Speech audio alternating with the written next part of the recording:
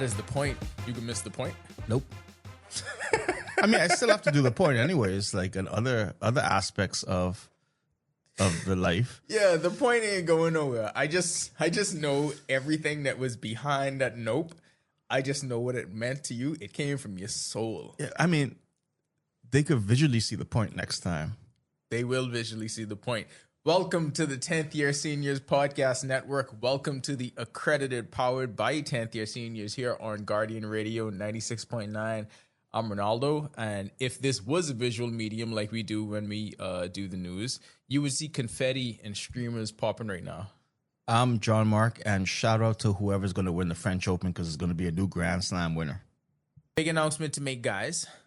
This is the last time that you are going to hear us on this platform. Not the last time ever, obviously.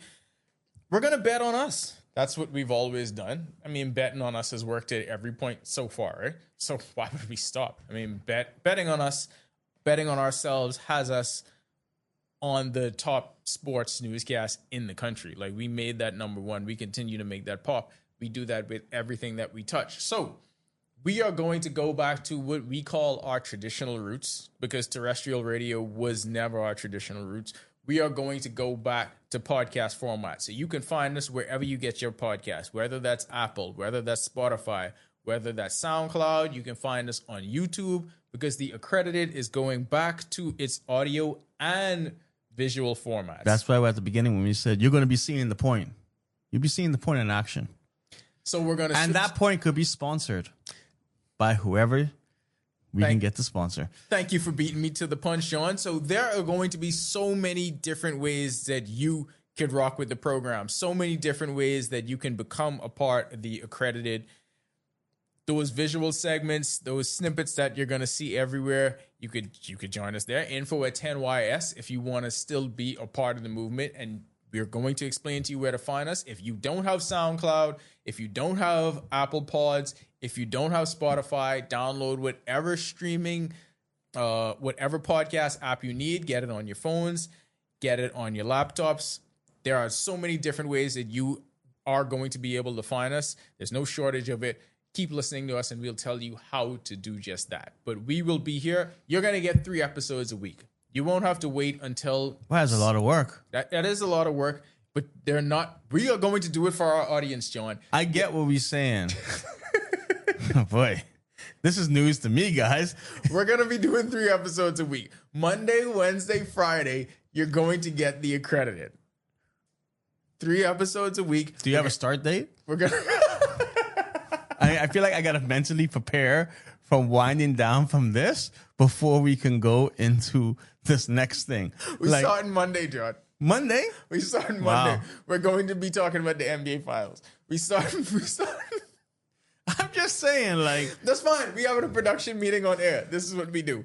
We are starting our new venture in the Accredited. How does this affect Monday. my travel? Oh, we'll figure it out. We have 10YS extended. I know we can have, always fill in. We have capabilities of doing things, and we haven't tried these things yet. There's ways around it. We can get it. We there. videoing every day? Yes. Wow. I mean, I'm just trying to figure out to the context of what I got to do. I know. Work through like it. I say, this is news to me, guys. Work through it. Not the part that of this is our last show on air. Boy, there's plenty of work. Work through it. But we do it because we love our audience, and we do it because they get to be a part of the experience, and we do it because the sponsors are going to flood info at 10YS. We're going to start a WhatsApp group because finally? they want to. We are going to start the WhatsApp. Because I'm still trying to think of these things. Like, we got to think of things that we said on this show that we are going to now follow through. We are going to start the WhatsApp group. So the Accredited family will have a WhatsApp group. The only thing I to don't be a like, community. The only thing I don't like about like these WhatsApp groups is they show your number. That's fine. We can't. I barely pick up my phone anyway. So we work in media, dog. We can't get around it. Yeah, It's a lot of people that have our number that we don't want them to have our number. That's the price of doing business. Like, what type of business? Any type of business. So prospective sponsors, y'all know where to find us. Info. Y'all know how to spell info. Anyway, INFO @ the number 1, the number 0, ys.com. Info at 10ys.com is where you reach out to us. We will tell you, we'll give you more information on the next pod on how to become a part of the movement, but we're going to build a community. We are going to stay with you. It's just going to be on several different platforms. Oh, we forgot one important thing. What's that? Kaizen hit a home run to win the game. Oh, yeah. My mom won a pickleball tournament. It's very important. And I won a tennis tournament in Tucson.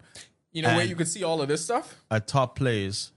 You could see all of this stuff because you don't think we just come here and do this on the radio, right? Like, you know where to find us. And if you didn't know, you find us every night, every weeknight doing the sports on RTV, our sports segment. And on Fridays, we have the 10 YS plays of the week. And for the last month, it's just been our families. And that's probably what it's going to continue to be for a while. Really well. And I just tell you, something pop up on my screen. If y'all want to sponsor Kaizen Dorset, hit us up at info@10ys.com. Because it's all about the junior players, right? Boy, it's about the youth. All about that junior player for sure. Anyway.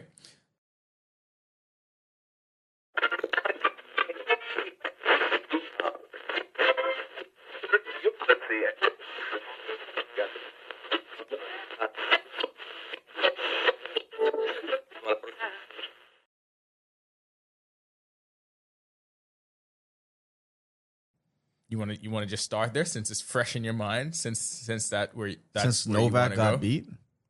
Yeah, Novak getting beat it's surprising because it kind of sucks. And this is, God, I'm gonna bring him up so early. I shouldn't bring him up. We got time. This is John. This is a lazy river. I know.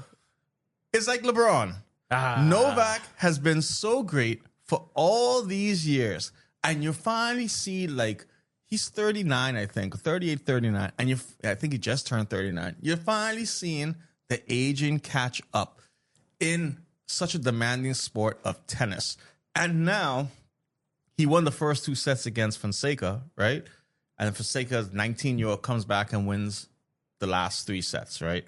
And it was 7-5, I think, in the third. So he still has it. Yeah, obviously, yeah. But then also... that was a 5-hour match. I mean, well, since you invoked his name, like LeBron still has it, but he's just not the best player on his team anymore. It's kind of like how it is.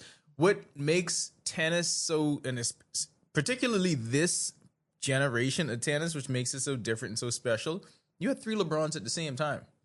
So it's like the whole Federer, Nadal, Djokovic thing that's been going on. You have 3 LeBrons, and he's the last LeBron standing. Yeah.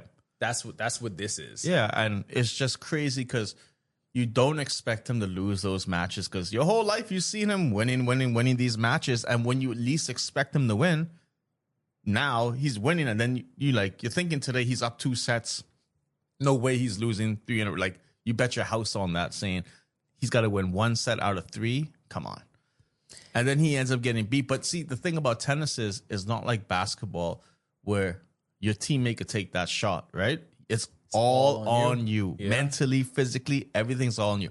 And when we're talking about the physically part, we can talk about Drug Boy, Yannick Sinner. For the record, that is not, y'all heard the Brad Hanna preamble before this show. That is not what we are calling Yannick Sinner. We are calling him by his name. So anyways, Drug Boy decided that, for some reason, he can't handle the heat, right? He finds ways to handle it. And people are blaming genetics on it, right? There's 2 things you got to blame on this. Where's Yannick Sinner from?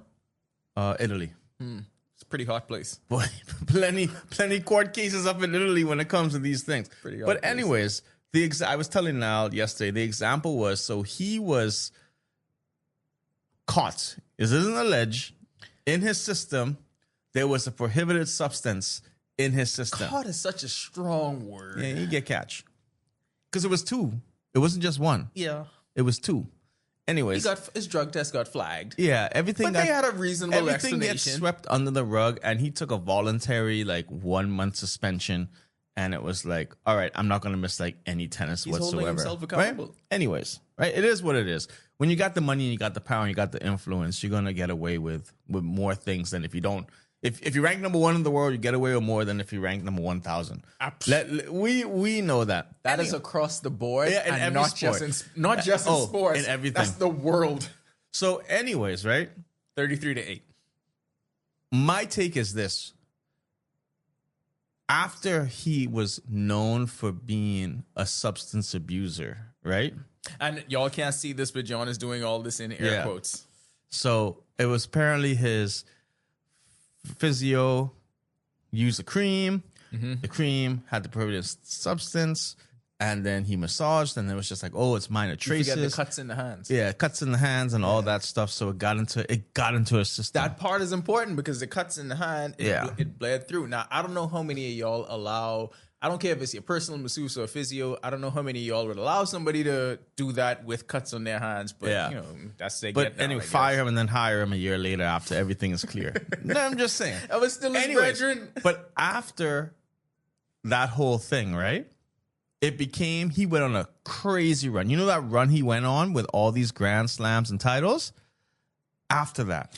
Sounds like they found another way to do whatever it was they needed to do. Now, all of a sudden, right? Australia Open is one. Your boy was cramping up. He was playing Ethan Quinn. And Ethan Quinn just couldn't capitalize. Just couldn't capitalize. He should have hit more drop shots. Then the Australian Open saved him by saying, hey, we got to close the roof because it's too hot. Yeah. Cool. You close the roof. It's like a 20-minute break. I don't know if you got IVs or anything in there. Who knows? I wouldn't be surprised. But it happened again. Paris had a heat wave of 92 degrees. 92-degree heat wave. He was up 5-1 in the third set. 5-1 in the third set. I mean, he had to win one more game and the match is done. The dude he played was from Argentina. He won like the next 24 points in a row. Won the third set, and then Sinner could barely move. And guess what? There's no heat rules like Australia to save you, even though the umpire tried to cheat. So he had to just gut it out. Man, you just lose.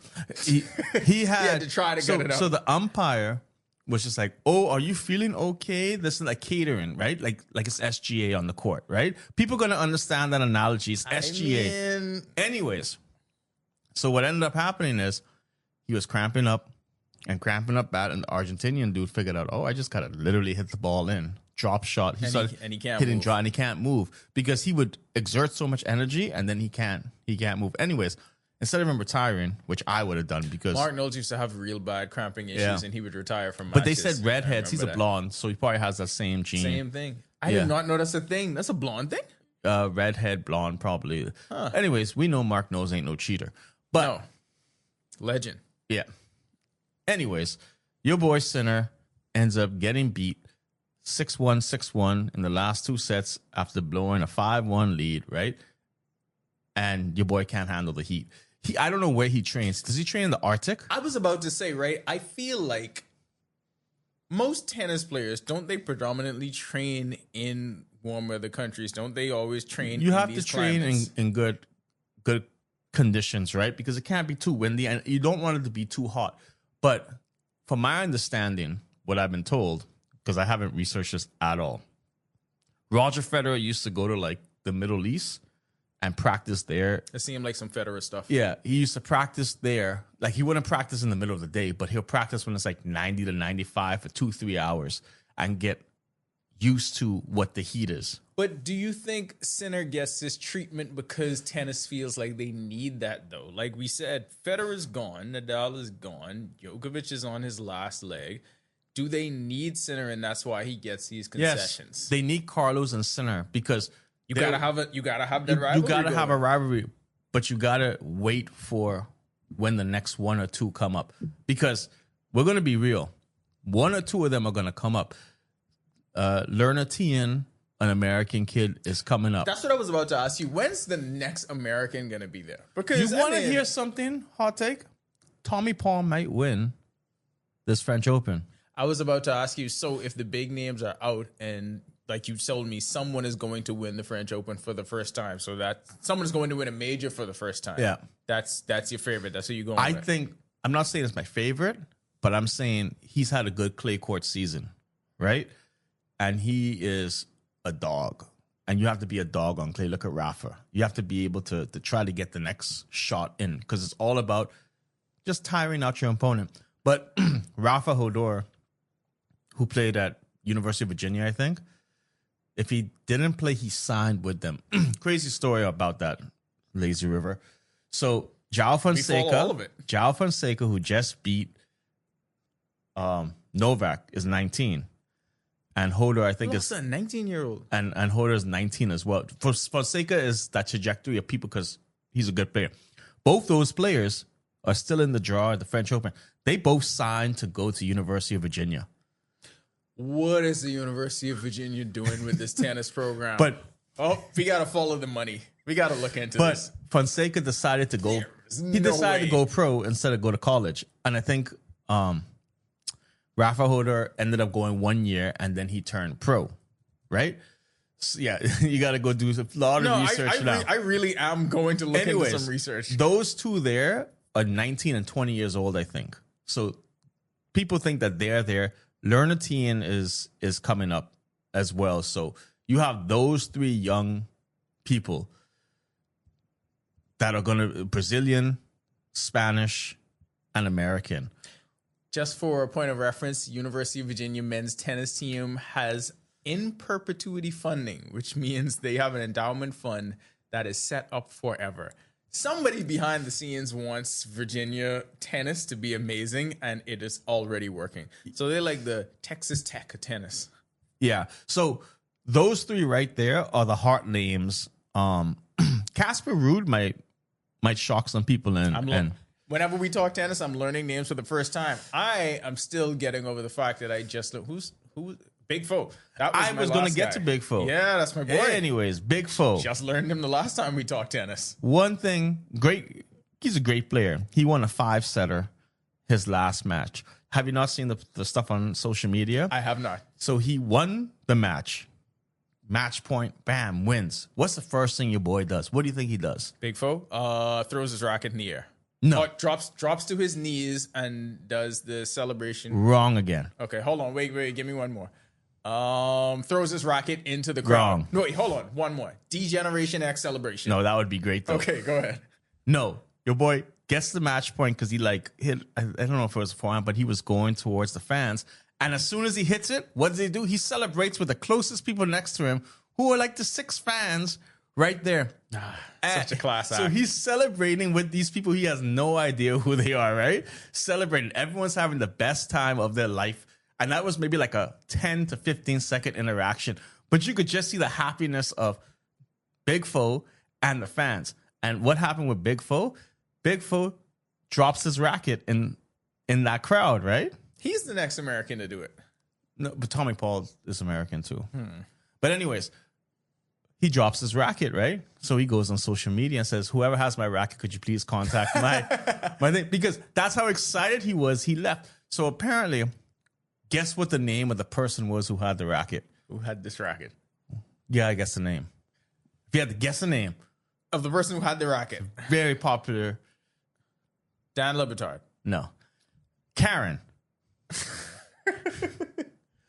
Okay, if you know what you should have said, guess the name of the woman who has the racket. I should have said and that. then been like, she complained. She's from Colombia. So anyways, no, what had happened was she DM'd the manager, gave the racket back. Big Foe gave her a sign a pair of shoes. He is lucky because you had some people who probably just would have sold that. Yeah, we got classy people up in there, you know? Anyways, and then they invited her to one of his practices. What she look like? She high. She Colombian. I had to ask. John. She's on the all right scale. She ain't one of them. Yeah, but on the all right scale for Colombian though. Yeah. That's graded on a curve. Boy, that's a crazy curve. It's a little different. I Anyways. just had to ask because this could be one of those romantic comedy type movies where someone could actually write this. So, anyways, but what happened was she told her story, right? Because everyone's got to know the story that Big Foe got his racket back. Like I said, Big Foe gave her autographed shoes, invited her to the training session to watch, and they got tickets for his next match, right? I think in the player's box or whatever it is. Great. But the story was he dropped the racket and she was with someone. I don't know if it's a friend or whatever it is, right? And they started talking and they said, it's kind of weird that a player would just leave their racket, right?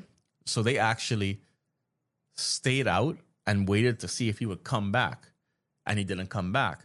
Then they started asking around people like, I think he left his racket, whatever. That seems like a crazy thing to happen, though. Yeah, because most players, unless they physically give you, because there are players that will physically give a racket and say, here, you can have it. Maybe you know? one of his people thought he did that on purpose. Because I feel like they all have people. Trust me, I got to show you the celebration. When you see the celebration, you will understand why his racket was gone. It's not like anyone pulled the racket. It's just like...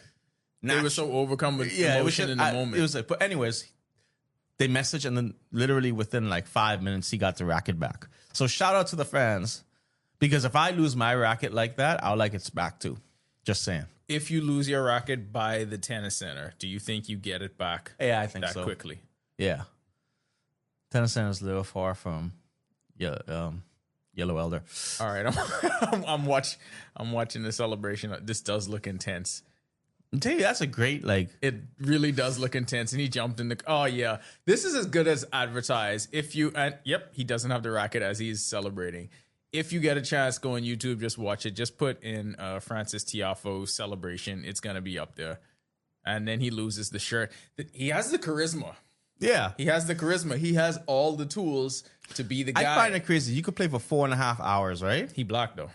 You could play for 4.5 hours. That could be tough. It's tough. You could play... Well, it's France, so it's a little different. Yeah, still. You could play for 4.5 hours and have all that energy after the match. But I guarantee you, the second he got like in the back, exhausted. Just the excitement of that. But I think that's one of the greatest celebrations ever, because tennis is one of those sports where it's like... You don't see much of this. No. Because he's walking up to the camera. You got to see it. He's his shirt's off. He's flexing. He's walking up to the camera. He's pointing down at the turf saying, "This is my house."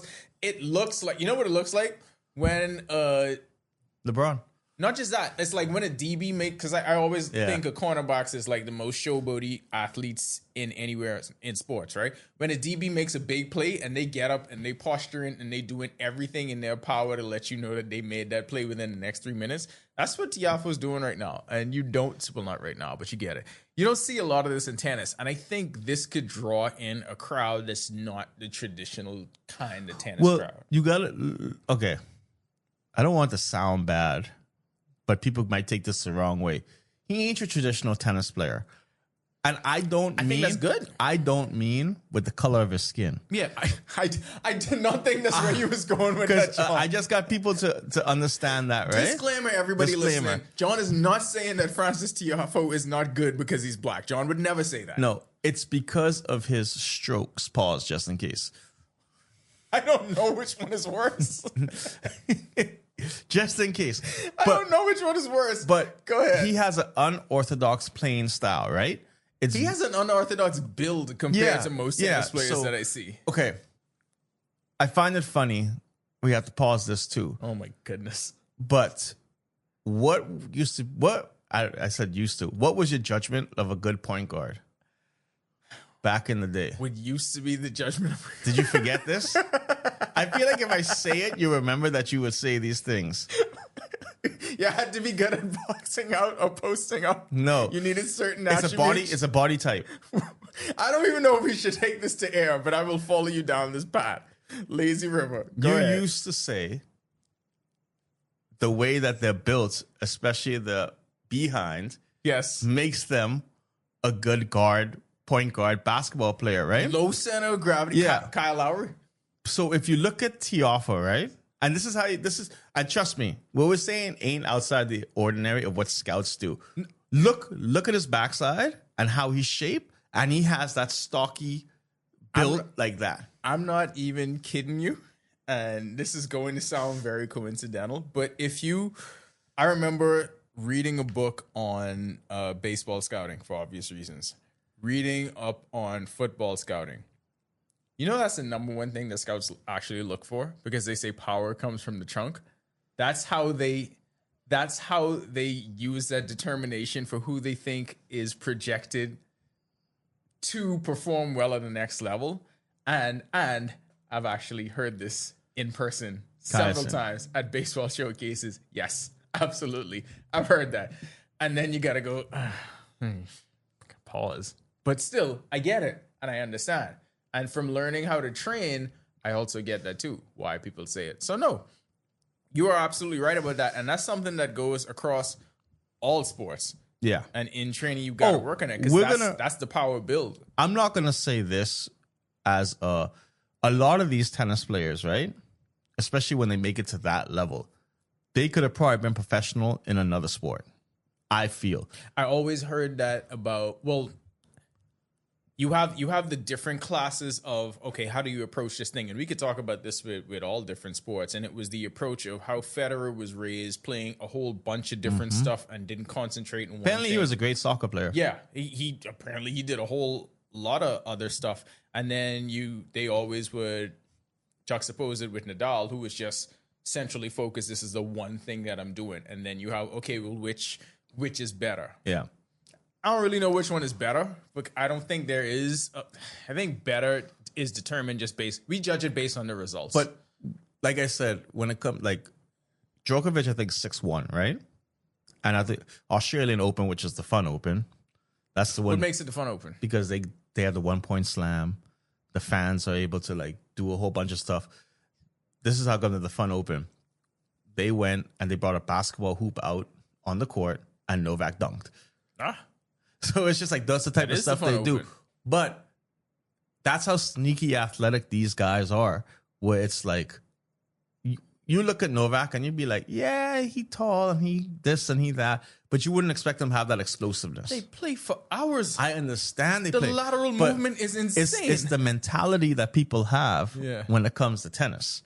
No, I always thought they are some of the best athletes just because of the endurance factor alone, and the entire game is built on quickness and change of direction. Wait, plenty of change of direction. They have to be some of the best athletes. I bet none of you thought that you were getting 20 minutes on is this French Open? Just tennis and the French Open. None of you thought you were getting 20 minutes on the French Open, and that is back-to-back weeks that tennis has led. Look at us, expanding, growing, lazy rivering.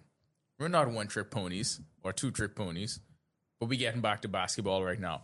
You invoked the name LeBron, which means we got to talk NBA playoffs, and you also compared Sinner to SGA in terms of getting favorable calls and favorable treatment. I got to say, the narrative around the Thunder and the narrative around SGA, my least favorite part of the playoffs. Yeah, okay. I hate it so much. I'm trying to think this, right? Granted, I don't enjoy watching SGA play sometimes because I do think it's too much sometimes, just watching basketball. And it then becomes a team thing with everyone's on the floor now. Like, I could understand if you're playing hard, not saying he's not playing hard, but it can't be for everything you fall on the ground because then it takes, like, it's almost like the Shaq thing where it's like Shaq used to touch people and get fouled, and they'll be like, "Oh, he's being too strong," and it's like, they didn't know how to officiate Shaq. Yeah, I'm 20%. I just feel that a lot, like when you look at how many free throws he's had compared to jump shots he's had, right? There was when you kick your legs out, like natural jump shot motions, all that stuff. It's like you got to look at these things and start thinking, why do they? And it's always like this. Why do they allow one side to do it? And then when you go right down the court and you see the same thing happen, it's like, you just called it over here. Why are you not calling it there? But this is my thing around, and that is something that I want to go to, right? And to be full disclosure, obviously, I'm gonna be SGA biased. I've been watching SGA since right before he came to Kentucky. He came to Kentucky as like the 6th or 7th best player in their class. Wasn't a 5-star. Was a 4-star skinny dude from Canada who people expected to be a 6-man, something like that. I got to explain all this backstory to explain why I look at him the way I do. So he was in that class with Kevin Knox, PJ Washington, Jared Vanderbilt, Nick Richards, Quade Green. 5 of those guys are NBA players. SGA was an afterthought coming to Kentucky, ended up being the starting point guard, worked his way into being the starting point guard, worked his way into being the second leading scorer in that team, worked his way into the lottery. Clippers thought he was going to be someone who they could just build and grow behind Chris Paul at the time. You could see he was going to be a star. So he is a part of a big trade piece, goes to OKC and becomes a legitimate star. So I say all that to say, at every level, he has gone into some place. His game has improved, and you could see the trajectory of him improving at every step. So this is not surprising. And people who think there is some favoritism for the league of wanting him to be this, my only question is why? He ain't even American. Why would the league want somebody playing in a small market? The league does not want the small markets to be great. They want the big markets to be great. Why would you know what they want? They want the Knicks. Why would they want? Well, we'll see how the officiating goes with the finals. Why would they want a Canadian whose family is from Antigua and Barbuda to be the face of the league and not one of theirs? There's absolutely no reason why. It just doesn't make sense to me, and nobody could really piece that together. If you think they're cheating for him, then why would they do that for him? I just think he flopped too much, right? And the refs are going to call it, and you know they're going to call it. But I just feel he do a little too much. I understand. That's just my thing. And I'm not going to hate him for doing it because if he's trying to find the market inefficiency. Yeah. You know, if you're going to keep giving me calls, I'm going to keep doing it. This is a generation that saw James Harden bring this to the forefront. This is a generation that see Luka do it all the time. So if you see the success that those two did, and James Harden more so than Luka, but I see Luka pattern so much of his games after Harden. And if you're a guy and you think, okay, I'm a 20-point per game scorer, but if I can exploit this market inefficiency and get I go line 12 times, I'll be 30 points. Now I'm a 30-point per game kind of guy. I'm in the MVP conversation. If it's not called like that, then I don't have that to take advantage of. Yeah. So like as much as people blame SGA for it, you also, I mean, no, you the majority got to be on the officiating. Until something comes and says, hey, we're cracking down on this. You keep doing what you're doing because let's be real. Officials, I would tell you this. If officials change their calling immediately, then they cheating. The officials cheating. But you know how it works. They got to do that in the off season, and then it has to be a league-wide mandate, and then that's how it is until the next season. Oh, yeah. But that's what I'm saying. Yeah. You can't do it now because then all of a sudden it's like, I've been getting this all season. Why is it all? Because we're in this part of the playoffs. I'm curious to see when SGA plays for Canada, what these FIBA referees can go. Oh, because FIBA referees, they different. They ain't checking. They don't care. You got to get close line. FIBA referees a little different, but he kills it there too. My problem with this is, and internet narratives are so terrible, and especially with basketball discourse. You see it with a lot of stuff. I mean, we saw it a lot with politics, but when a narrative grabs a hold of the internet, it takes on a life of its own, because now you have people that just talk about him it's just become the cool, fun thing to do, to pile on and hate on SGA.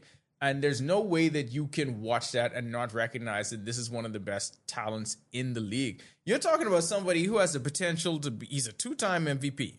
Somebody who has the potential to be a 2-time finals winner if they end up winning the finals. Yep. All at his young age, he's not even 27 yet. The list of players that have done that is so few.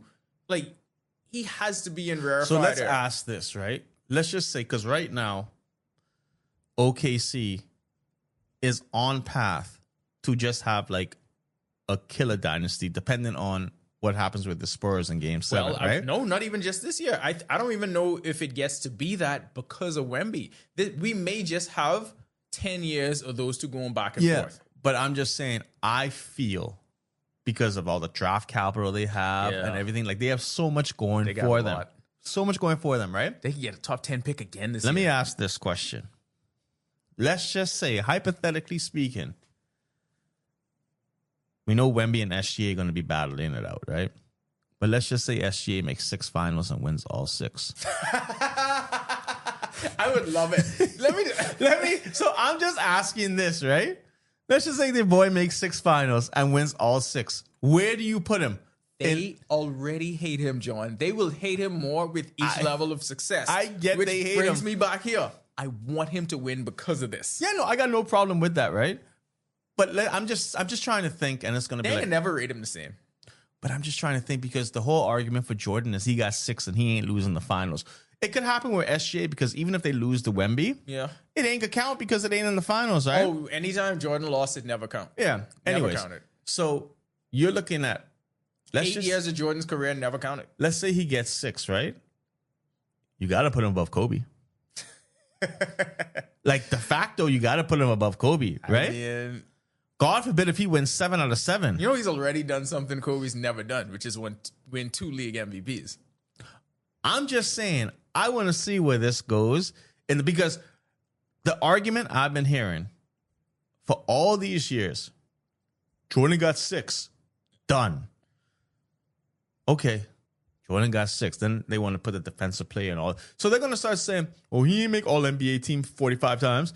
And it's just like now they can start, the goalpost is going to start moving to what it is. Okay, you know who will probably, no matter where they move the goalpost, is going to exceed all of that? The dude on the other side of SGA, Wemby. Because if this is the beginning of Wemby's run and his surge brings an end to the Thunder thing, then Wemby could go on a run where he's just winning a whole bunch of stuff. Because I was just talking, because I feel like the Wemby thing, if let's just say Wemby does get 6 championships, right? Like, because look at Tim Duncan, he got 5. You know what I'm saying? But let's just say Wemby does get 6. He'll take over. Tim Duncan will have this whole Spurs dynasty all over again. Whatever, we lived through one. It's like the Patriots, right? Yeah. It is what it is. But if Wemby does get 6, then where do you put him with Jordan? Then people are going to say, they're in the same position, so you can't put them in the same, you can't talk about it. Because my whole take is going to be, if one of these two goes 6 for 6 in the finals, and Wemby, even though SGA has the 2 MVPs, Wemby has a potential to have a bunch of MVPs, defensive player of the year, you know? I think they're only willing to give that to Wemby because the way things work now, and God, I hate it so much, the way basketball dialogue is and the way the internet is, like I said, they're already just putting as much chinks in the SGA armor as it is. They want to discredit the MVPs that he has. So I feel like they're just going to discredit everything he does over the course of his career. I know, truth be told, it'll probably take like 2 generations to die out for someone to even actually challenge Jordan for greatest So what player they're going to ever. say, because he beat the Pacers? Yeah, they're gonna go with the free throw merchant thing. They're gonna talk about competition. They're gonna talk about the Pacers. Absolutely. Who the hell did Jordan play? I don't know. I mean, we know Jordan. We know, and I'm with you with this argument. I'm just telling you what the argument on the other side is gonna be. They may be prepared to give that to Wemby. And even if that happens, that'll be a generational battle between people born beyond a certain point. I'm just going to say like 1980, and then people born before that and people born after that. Nobody born before that is probably going to say Wemby's the greatest. And you even know if what he the doesn't. saddest thing about this is, though? Man, the Spurs got to pick VJ. Like, we go back to... I'm happy to be a Sixers fan. we go back... I'm so happy to be a Sixers fan. I can keep saying it because we go back... And trust me, VJ is going to have his own path, right? Yeah, and buddy. VJ is going to be the disruptor. He can be the man. That in between the SG and Wemby. No, you know what? We may need to be thankful for this because he could be over there in the East doing his own thing. Yeah, that's what I'm saying. Yeah, while they killing each other in the Let them- West. yeah, because I feel like you put VJ in the finals, he's scoring 50 and he's going for 20 assists. Him and Maxey, they're scoring 200 each. Could imagine VJ was on the wing with Wemby. Boy, that would have been crazy. De'Aaron Fox, VJ Edgecombe, Stephon Castle, Yeah, Devin Vassell. that would have been a crazy, crazy lineup. They would have had to move one of them for some pieces. But, I mean, it is what we were rooting for on draft night. True. I mean, if we being honest. Yeah. We were absolutely rooting for that on draft night. But tonight, you got Game 7. You got the... That's tonight? It's Saturday night. Oh, yeah. I don't know. Tonight, you got With the Game Knicks 7. sweeping, it's like it messed up the whole basketball schedule. So tonight, obviously, we have the 2 greatest words in sports. Game 7. You know, people always say that, but there might be better words in sports if we actually think about it. Dolphins champions of the world? Ain't great for me. Gold medal is a pretty good... Look, if the Dolphins win the championship. We keep doing this and we keep saying this. I'm off but that you're trying to narcotic, tell me John. you wouldn't be excited? I'm off that narcotic. How excited your daddy would be? I would feel great for y'all.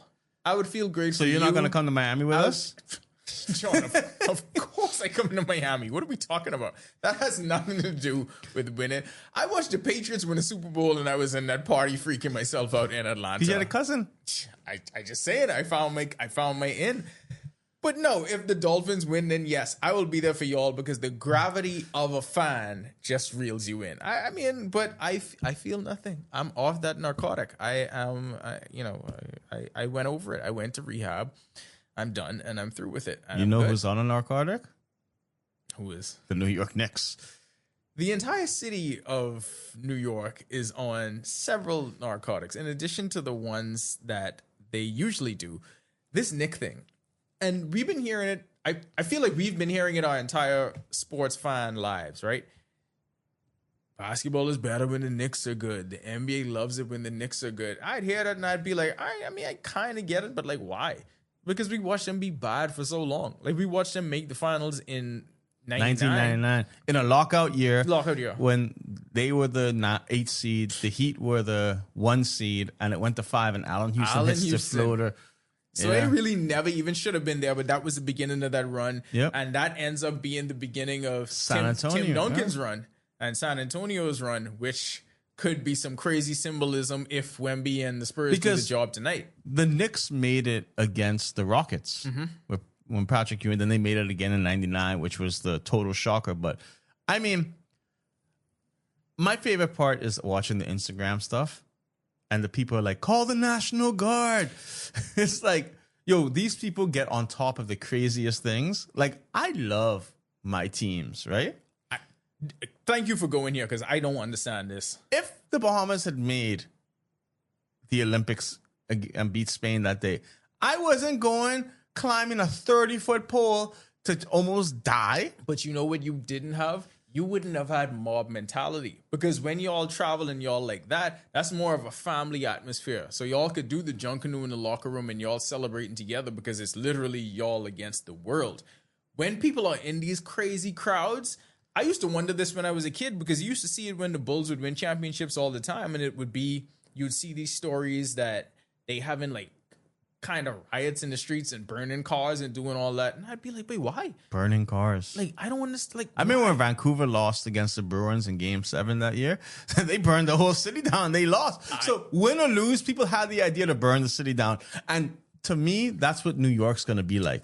But now in 2026, it's ratcheted up a notch because what does everybody want? We live in an attention economy. So everyone want to be one crazier than the last post they saw. Everyone want to get 100 more likes than the last post they saw. So only everyone's 100? going to be, yeah, they want thousands. So everyone's going to be trying to up the ante. So even if you weren't prone to doing some crazy stuff before, now you're trying to be known as the crazy Nick fan. Because think about how much of them saw what happened with Bing Bong. Bing Bong. Think about how much of them Tingus saw. Pingus. Right. Think about how much of them saw like the Spider-Man guy and how that went viral doing all of these kind of stuff. So everyone is like, babe, I want to be the craziest Nick fan. I want to be the they're going to play the Pokemon song? I don't know. They know they can play Go New York, Go New York, Go a million times. That's what Did you see in the last game with the Cavs, all the celebrities that bought courtside seats, they moved them? Mm-hmm. Yeah. They love the celebrity row in New York and LA. They love the celebrity row. And what kind of sucks for the LA fans is I think people feel like, and these may be traits that they attach to the city, they feel like the New York fans are more basketball fans and the LA people just want to be there. I watched something, right? And it was a Venn diagram. Shout out to my math teachers in high school and college about doing Venn diagrams. Yeah. And the Venn diagram is like the Rangers, the Yankees, on the Mets on one side, you know what I mean. On the other side, the other New York teams, and smack dab in the middle, Knicks. And they said, this is the thing. You have 6 professional franchises that are split up between the whole New York. They don't count in Brooklyn. They don't even count that. They're like, no one cares. I don't know why they ever went there. And you have that one team, the Knicks, with all these crazy fans. Because someone said that's like the equivalent of having, the Philadelphia crazy, we're known as a crazy fan base, but imagine splitting them up. You have Yankees and Mets fans. I mean, it may be disproportionate, but it exists. Yeah. You have Clippers and Lakers fans. You have Rangers and Islanders. Yep. You have Giants and Jets. So everyone's split in all of the other major sports, but there's never been competition for the Knicks. And the Knicks haven't won since the 70s. And it never mattered because that's the one that unified New York. I find it funny. You say they haven't won since the 70s, right? And I'm just gonna like thinking about that. I was thinking when Stephen A. Smith, I saw a clip of him saying they haven't won it since I was 5 years old. Isn't he beefing with like Brunson or whatever? People have Isn't this a terrible time to be beefing with people? No, Knicks players for the last few years have been saying he ain't a real Knicks fan. He don't be watching the games. Like that's been a trope on him about not just a fan in general of the NBA, but for Knicks fans specifically, because they were like, yeah, you grew up in the city and you claim, but you don't really rap the way you're supposed to rap. So he's not even seen as the ardent New York fan that he should be in this moment. He should, as probably the biggest name in sports media, he should be getting to enjoy this more than anyone else, but I don't feel like he is. No, he's not going to enjoy it because you know why he's not going to enjoy it as much? Because them players don't rate him. That's what it is. It's 100%. The players don't rate him. So it's like, let's just say, for example, let's say DA, Buddy, and VJ end up on the 76ers and they make the finals. And I go. It's different. But that could be a time. It's different. It's different. Because they know I ride him with the cause. It's like using those three names. It's like you have someone doing a project on Bahamas basketball that doesn't actually know about Bahamas basketball or the players don't connect to. That would be a horrible idea that you should never do.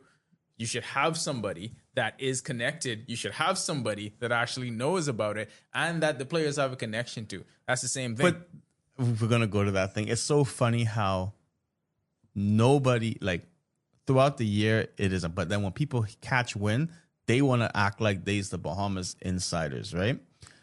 And I mean this with American media too. Of course. May mean it with them the most. Yeah. Because you hate throwing out names, but he works for Anscape now. Used to work for ESPN.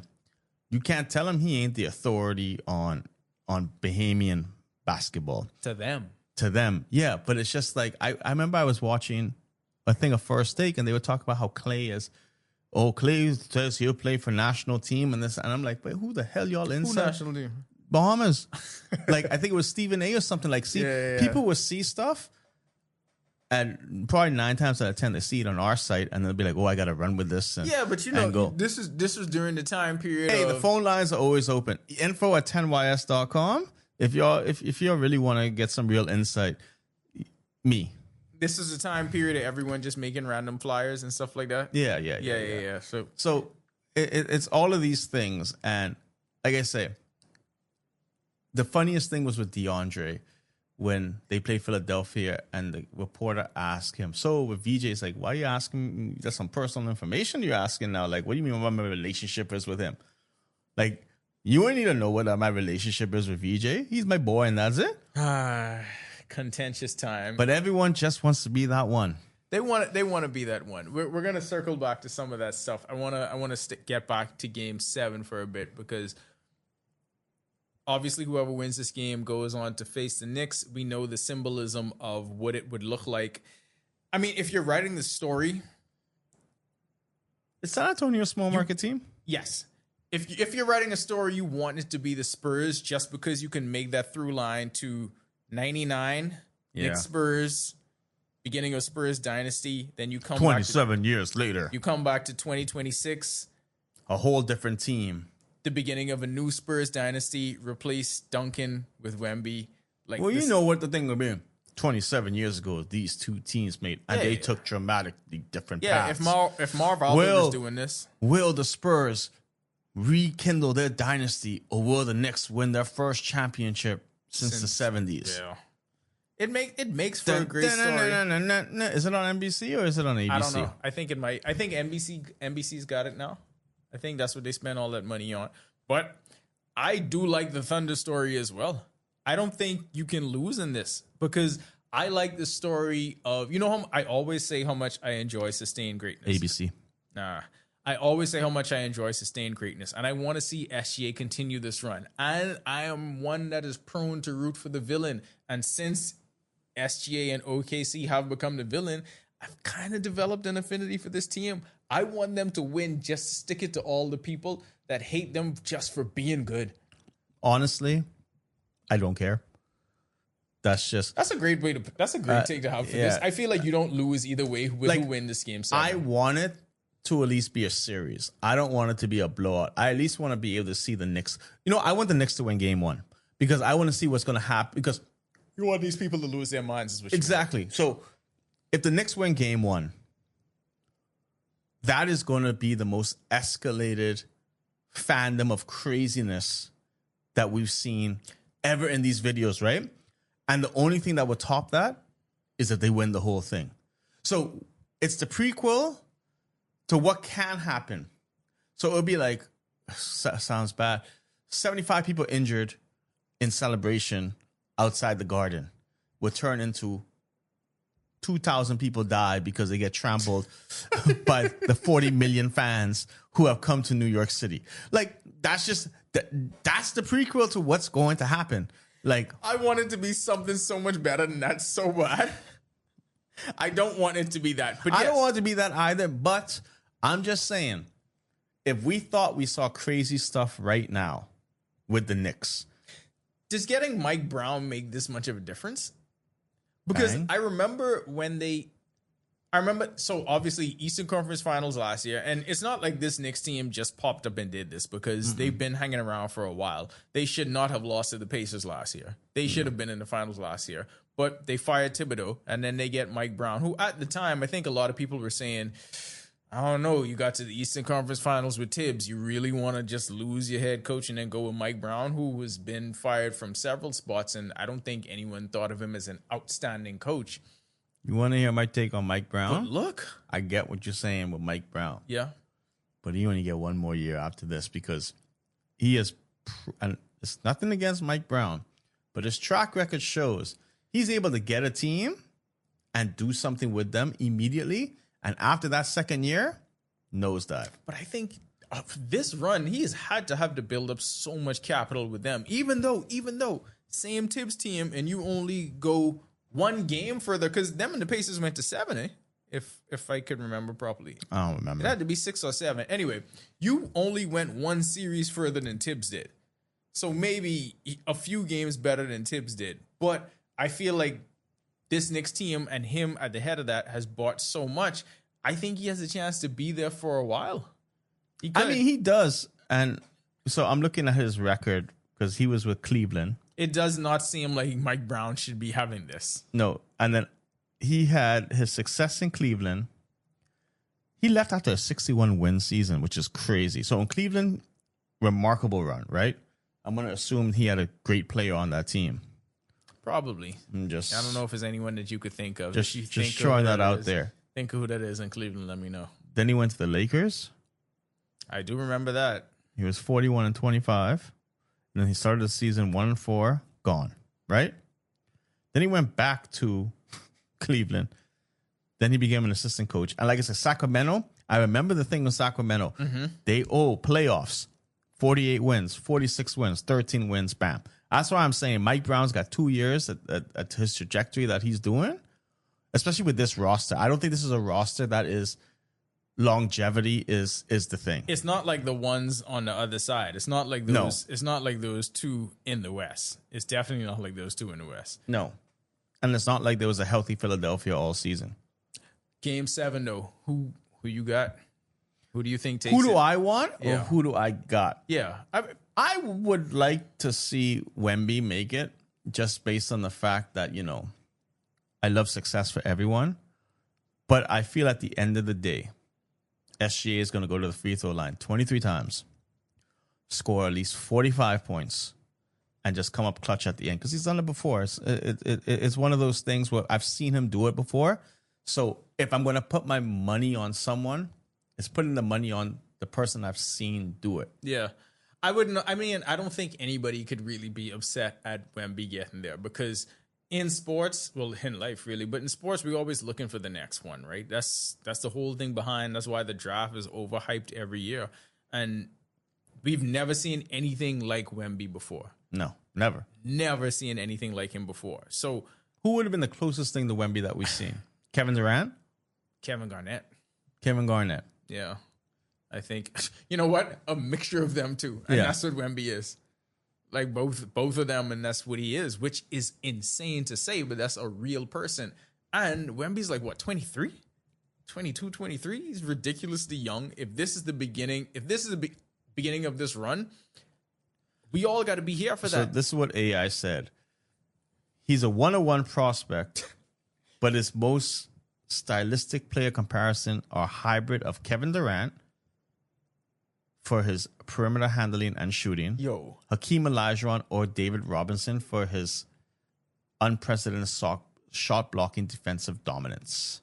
Yeah, I could see that, but I think it's so much more than that for me. I equate him closer to KG just because KG could score on pretty much all levels. Yeah, and that's what. Also, KG was a dog on defense too. Let's not. Absolutely. My favorite thing. He was an Olajuwon shot blocker, but yeah. Some of the stories that he says is like the one that I always find funny when he said, "Dirk called me the N-word in German." It's like he just makes up these stories, and his teammates. And Dirk is like, "What?" Not only that, his teammates were like, "Bro, what are you talking about? How you know? Dirk ain't saying nothing." And he would just create his own agenda, which I find crazy. But Jordan did that crazy stuff too. But I feel like, you got to do that sometimes because you got to get your intensity up somehow, some way. To a ridiculous level. Yeah. Because now, if you talk, like, it seems when he talks about it now, it seems like, I was crazy. Like, he's still crazy. That was. I like listening to him and Paul Pierce because he still has that ridiculously crazy passion for the game, and then you realize, oh no, you wasn't putting on, you just was crazy, and you just still crazy, and that has worked for you. And Paul Pierce is the opposite, insane as well. Yeah, just in some different ways. Yeah, just some different ways. For me in this game 7 tonight, I mean, I'm not mad at either one. I'm drawn more to OKC just because I want to see that story continue because I'm rooting for SGA. But it's not like I would be broken up about it if the Spurs win because I really like Wemby as a player. I really wanted VJ to go there. So I wanted to be a Spurs fan. I wanted to say that I was rooting for the Spurs because I'm like, yo, if I get in on the ground floor at this Wemby thing, that would be amazing. But didn't turn out that way. So I ride with Philly and Tyrese Maxey. But yeah, whoever wins game 7. Another Kentucky girl who might be an MVP one day. Yeah. I mean, I feel good about it. As long as, and they don't have Daryl Morey there anymore, so I feel like they can make the right moves to get things done. They won't do things like trade an obvious bench player who can help you like Jared McCain. Oh my God. For pretty much next Talk season. about they won't a stroke of luck with that. Like, I went from this to now I might be in the finals. Just... And another thing about that with him playing so much, like OKC, this goes to show you how good they are because I don't think there's another team that could survive losing 2 starters like they did and then still be here at this point. That's the problem. Like, and then, so what is it? They're talking about the expansion draft that's going to come up with Seattle and Las Vegas. Yeah. Having the teams, whatever. I don't even know how official that is. I think it's official that those are the 2 sites. Anyways, if it is. I know everyone wants Seattle to get an NBA team back. Yeah, so hypothetically speaking, which is crazy because all of OKC's Seattle history, they're gonna have to do like the Bobcats Hornets thing. No, but OKC has already agreed they can give that out. Yeah, if the superstars come back, that history is theirs. Would just go back to them. But guess what? They got an NBA championship, so they could care less about what happened in the Sonics days. Yeah. Like, they had their run. They made the finals. There's MVP. So now they have their own history where it's like, cool, we don't have to latch on to another team in history. I don't even think most people probably don't even make that connection. Yeah. But the expansion draft, like, if I'm doing I'm taking as many OKC people as I can. Yeah. Don't worry, Sam Presti will find some more. Yeah. We got 800 draft picks, so. Got all the draft picks. So they could be around for a while. The Spurs are going to be around for a while. Hopefully we get to see this over the course of the next decade with them going back and forth. Oh, you know what we didn't talk about? Lazy River did not take us. We got to go to baseball real quick before we get out of here. Lazy River did not take us to Jazz. Look good, feel good, play good. That's the mantra that Deion Sanders taught our generation. That is the one that we live by. That wasn't really working for Jazz. Started off the season slow. Right. And if you ever had to wonder why baseball players are the most superstitious athletes in sports, because all athletes, I believe, are You superstitious. think you're wearing the same jockey? You know, Jordan used to. Yeah. Like, players are superstitious for a reason. So Jazz switched to the big pants. I think April 15th, Jackie Robinson Day, when they wear the throwback unis, Jazz started the season horribly. Goes to that, has a good day on Jackie Robinson Day, and then he starts wearing it. Trent Grisham wears those pants, and so he switched, started wearing them too. And then it was one game he couldn't find Trent Grisham, so he wore Giancarlo Stanton's pants. But it's been working for him because after he started off slow, since he switched to the pants, hitting 352, 417 OPS, slugging 593. How much home run? Had 3 homers over that time period. Yeah, no. Sometimes you got to change it up. Aren't we back in the baggy era? Yeah, and that's why it goes, because baggy clothes are back now So too. it's just like, I remember growing up. Are we gonna date ourselves? Sure. Yeah, 2XL white tees, tall tees. jeans that were jorts, but they just, You could go to Foot Action. You could go to Athlete's Foot. That was all the clothes it was I like the needed. 5 for 20 special right there. That's all I needed to go to class for the week. It was economical and also fashionable. Plenty white shirts. So much. Not even dry fit. That hard cotton. But that's what Jazz is doing right now, and I gotta say, I breathed a sigh of relief because, boy, she is looking rough. And that's the thing. It's like, baseball is such a long season. Numbers and such game. a difficult sport to play. Like, and then it just gets amplified because in baseball, you can go 0 for 20 and everyone's going to be like, oh my God, you're going 0 for 20. What are you going to do? But then the next week you might go and you might hit 500, which would then average to 250, you know, like, and I'd be like, oh, okay, that's why it's a baseball average. Averages, bro. That's why the numbers mean more in that sport than any How other baggy should he go? I think it's based off your athleticism. Because how athletic can you still be while you baggy? Because see, here's the thing. Jazz is very athletic. That's what I'm saying. He could get away with some things that other people probably can't. Because it ain't like he going big baggy top. He going same top, baggy pants. Which is weird because, so for example, when I do sports, I rather a baggier shirt than shorts. Yeah. It's all about comfort level and fit, man. Because I know You think you get them tailored? Probably at this point he might be doing it. In the beginning, absolutely. Like, I'm just curious. Is it something where, and I don't know, Jazz. If he goes on with it, yeah, but if jazz people could get to us with it, right? Is it something where inside it's tailored, where it's a snug fit, and then outside you have the aesthetics? and that's just for aesthetics. Exactly. I'm just trying to think of these things because I know, like you said, superstition. We know how these people roll, right? But it gets deeper than that. You know, Jazz Performance. is a fashion icon too. He is. And like you say, performance, because you usually want to wear like tight polyester. Especially fast guys. Yeah. Fast guys don't want to feel restricted. So I'm curious if it's just like, the word I'll say is, does he have the liner inside type thing, or is it like commando? This is the hard-hitting journalism that you don't get anywhere else but here on The Accredited, brought to you by 10th year seniors. To close out this particular version of The Accredited, we take it back to one of my favorite episodes, definitely one of my favorite interviews during this run. We talked to Kevin Pratt, celebrity chef to the stars of the Wade Unions and of the Ministry of Tourism, because, boy, he's do plenty of work with tourism. But we talk about everything from how he started his journey and me and him just talking about random stuff that has absolutely nothing to do with this. But in true 10YS fashion, that's what Whose we do. kid is better than baseball? I mean, it ain't for everybody. But you know what it is for everybody? Pratt's car rental. I wish I had the live read up so we could actually end with that. But we actually are going to talk about Pratt's car rental when you hear the interview.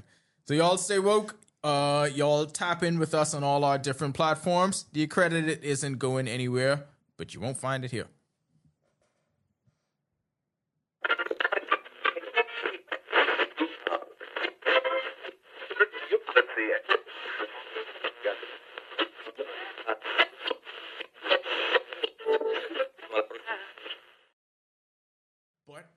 not solo in studio today. We have joining us longtime listener, first time participant, celebrity chef to the stars. So many things under his portfolio. Entrepreneur, for some reason, is holding a pan. Inexplicably, we just have on the table. This is not a pan. This is a pot. It's a pot. This is a pot. Chef Kevin Pratt. Hello, Bahamas. You do not have to lean into the mic and whisper. You could legitimately just sit up. Listen, this podcast is sponsored by Pratt's Car Rentals. Visit us on Joe Finder Road, number 3, across from Flowers.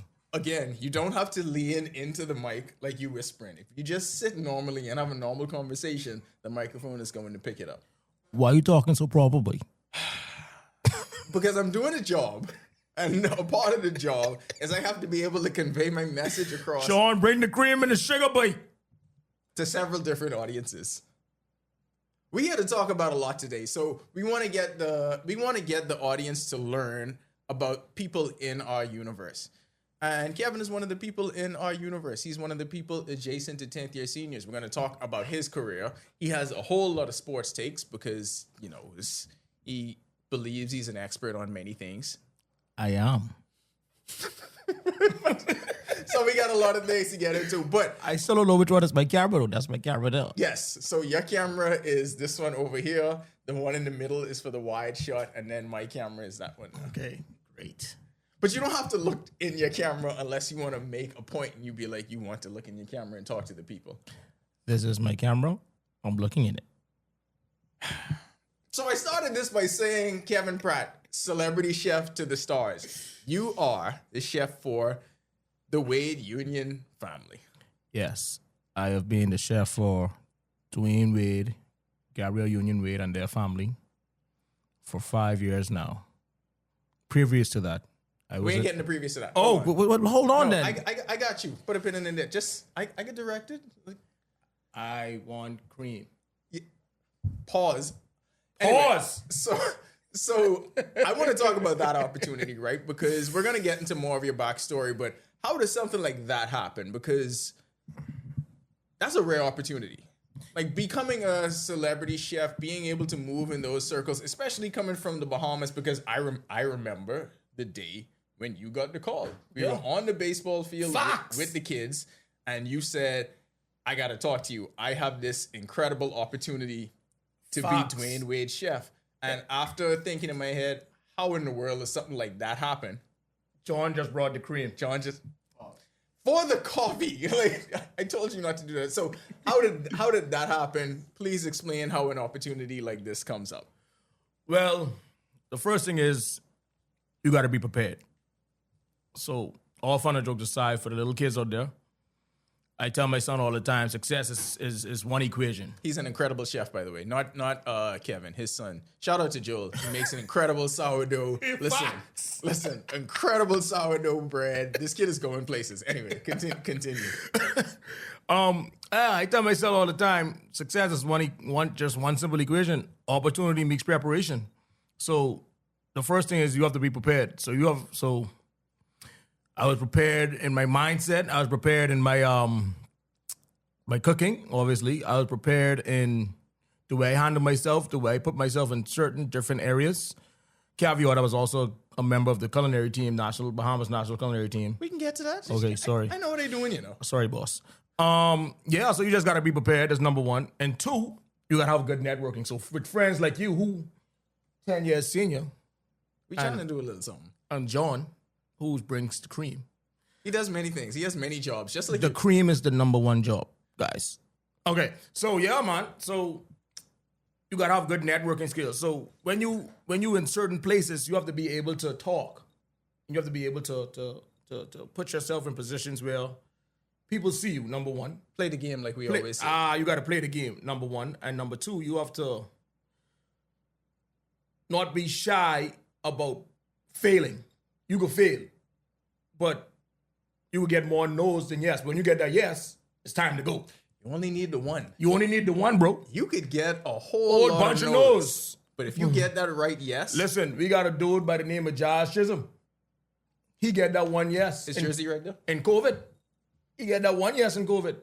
Honestly, I feel like that's the story of everyone on this wall. And not even just in sports. That's almost the story of pretty much everyone's success story when bro. you think about it. Listen. You get that one yes. You got, and when that opportunity only comes once, bro, maybe twice, if you're lucky. But when you get that one opportunity, you got it. I come to you, like you say, we was on the baseball field. I say, boy, I'm sure on why. I get this wife to go cook for the celebrity. You say, boy, oh boy. Say 3 minutes. You say, boy, if you don't go. I couldn't believe you was thinking about it. You say, boy, if you don't get from Rania. Because at that point, I think they was going to play at a tournament in Orlando, Yes. right? And we was preparing them for that. And you was like, But we got a tournament. yeah, I didn't pay for the ticket. You had like some trepidation about it, and I was like, dog, what are you thinking about? I'm not mentioning where you were, but all I'm saying is where you were was a nice spot. You had a nice gig, good job. This next one, infinitely times that much better. It was. So why would you even be thinking about that? And I know what it was. You was thinking about everything home and just making that transition. But no, dog. This was the moment where, no, you got to go. You got to go. Accept Had to that. just get married too? Yeah, like she did. She can come along. Facts. Everyone can come along. Everyone can? Fast forward. Now where we at? Now we straight. Now where we at? But still though, like even in everything that you said right there, being prepared for that moment, having that opportunity. How did the opportunity came about? So I went to college. I like looking at this camera, guys. I'm not gonna look at Orlando. I could tell. I went to college. Go ahead, I went to COB first. And then when I was at COB, I got a job at Ocean Club. Wait, this coffee is hot. Coffee kicking. I went to John, and this ain't as sweet as mine, but John, he ain't got the complexion for the connection. He cooks like a soulful black woman though. Oh, bet. I need to taste John cooking. His curry's amazing. Amazing. You just put ginger in a joint? You hear that? Telling you, you don't have to. Trinities know they put that ginger in that vibe. He knows Trinities. Ho! Every day is fat. I come out the sweat. I bet I fat it more than you. And you still looking in the camera. Tell us about how you were on your story, UB, and now. Yeah, so I was at UB, and then I buck up on two chefs, Emmanuel Gibson and Wayne Monker. Shout out to Angel Betancourt too. It's my guy. But those two Bahamian chefs really played a big part in my upbringing and in my culinary adventure. No, career. Adventure wasn't the word. Adventure actually kind of fits with this. Yeah, bad. I'll take it. Yeah, so Wayne Monker went to Johnson & Wales University, and Emmanuel Gibson went to the rival school, CIA. Y'all had a rival? Yes, there's a rival school at Johnson & Wales University. I don't know. Yeah, boy, it's a rival school. So y'all would be like trying to outcook each other. Correct. And y'all would shout it across the way like, "Hey, your souffle tastes like ass." And they would be like, "Correct, our souffle does taste like ass." Okay, all right, fair enough. So yeah, the rival school was CIA, and so they was telling. I remember we sitting down talking, blah blah blah blah, and there's like, "Bro, you got a chance. We see your work ethic. We see the way you carry on. We see you passionate." So this works like sports? Yeah, bro. The same way. Bro, Like, this life, you got a chance. You have potential. You could be the next one. You got a chance. Okay, all right. Cold as ice. There's like, you got a chance. We see your work ethic. We see what you into. You see you got a chance. Go off to school. There's like, get out of Nassau.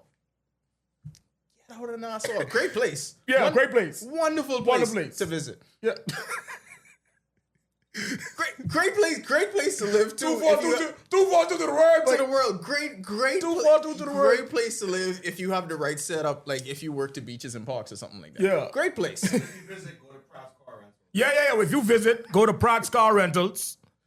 We have 'Cause you have to get around. all of your car needs. Pratt's Car Rentals. Like the car. Like the car. That's the car need. So, Johnson and Wales. Johnson & Wales. So, yeah, there's like, get out of Nassau. Okay, boom. I go on to Nassau. Get out of Nassau. I go on to the great 305. Shout out to 305. Very difficult place to do work. Listen, and study. Anyway, so You grew up with Dwayne Wade Fine, Yeah. and life comes full circle Yeah, all but- these years later. You So, get that opportunity. we end up going. I was in Johnson & Wales, and I was a teaching assistant. Me, guys. If anybody know me from SAC, I was a teaching assistant at Johnson & Wales University. That's life, dog. But anyway, so as a teaching assistant, you get to teach classes, be in charge of functions, drive around in Miami inside their bus, doing God knows what with God knows who, whoever, right? Don't pull no scene. So during that time, I got a thing across my email saying Green Bay Chef Richard Ingram is coming to Johnson & Wales University. Boom. I went to my boss, Irene Corrales. Shout out Irene Corrales. I said, Irene, I know I'm an international student. I like looking at this camera. I know I'm an international student. Do what you're doing. I stopped trying to produce you long time. Yeah, thanks. I know I'm an international student. I know you can work 20 hours. I can say bad words on this thing. I get edited. Okay, but bump them hours. I said bump them hours. I work with this boy and Teddy leave. That was 3 days of hard work. So we come whatever, shaky hand, like in man type vibe. Yeah. Shaky hand, whatever, boom, boom, boom, boom. Setting them up while he in the front, I in the back. So we had to do a demo, and he had to do a demo on Friday. Pause. I don't think you have to pause that. I don't know why we had to pause. Why you had to pause demo? A cooking demo. What happened? Let's go. He had to cook. He had to do a cooking demo on Friday. We had the prep on Saturday, and he had a dinner on Sunday. Right. So during the cooking demo, the day before, he sent a list. The list I had to get all the food and stuff, prep, whatever, blah, blah, blah, blah. I do all that myself. When he come, he had all his mise en place. You know what that is? That's what you need to make the miso glaze for the... No. Mise en place means to put things together. Okay, but Put things in place. Let me give my audience a full backstory. The one thing I know how to cook really well is It's a miso. glaze. No, double miso. Miso glaze. So I know how to do that. I mean, although, yeah, of course, Kev could beat me cooking everything else, but the miso glaze, I can't touch you. I'm very good at. So we often reference that. That's where that comes from. But yeah, so this was the one shot, the one opportunity. Yeah, and this you was took the it. opportunity, bro. So you had the miso plaws ready. I had the mise en place. The meats and the plaws, whatever it is. Good. All that was on the table. Yes, I had that ready for his demo. Came in, he liked everything. He's like, oh, he called me chef at the time, just from out of respect. At the time, I wasn't a chef. I was a TA.